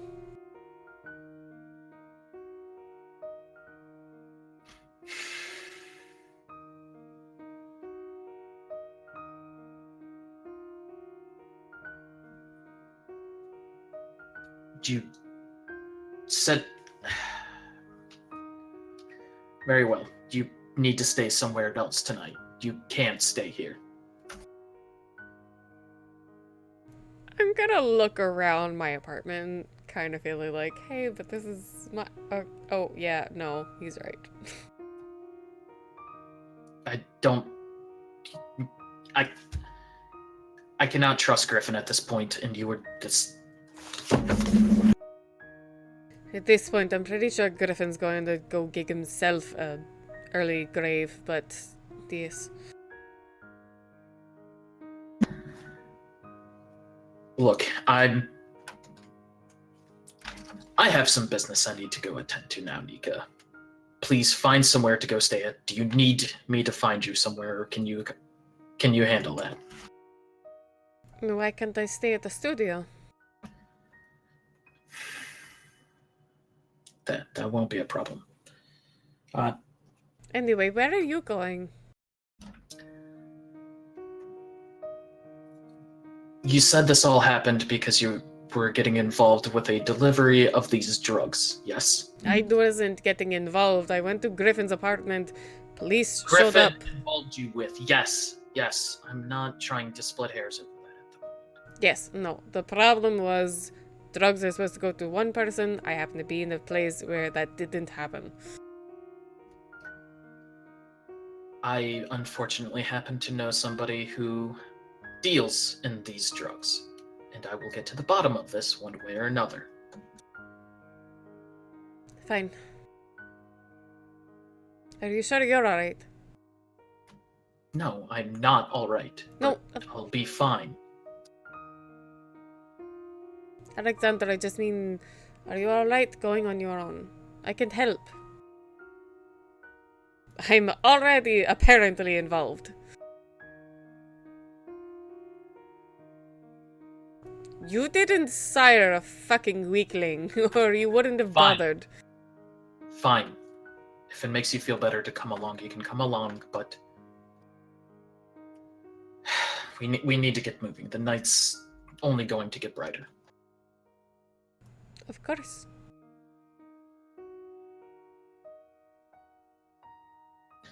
And with that, I am going to give Benedict a call.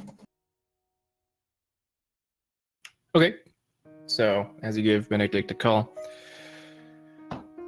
What is it now?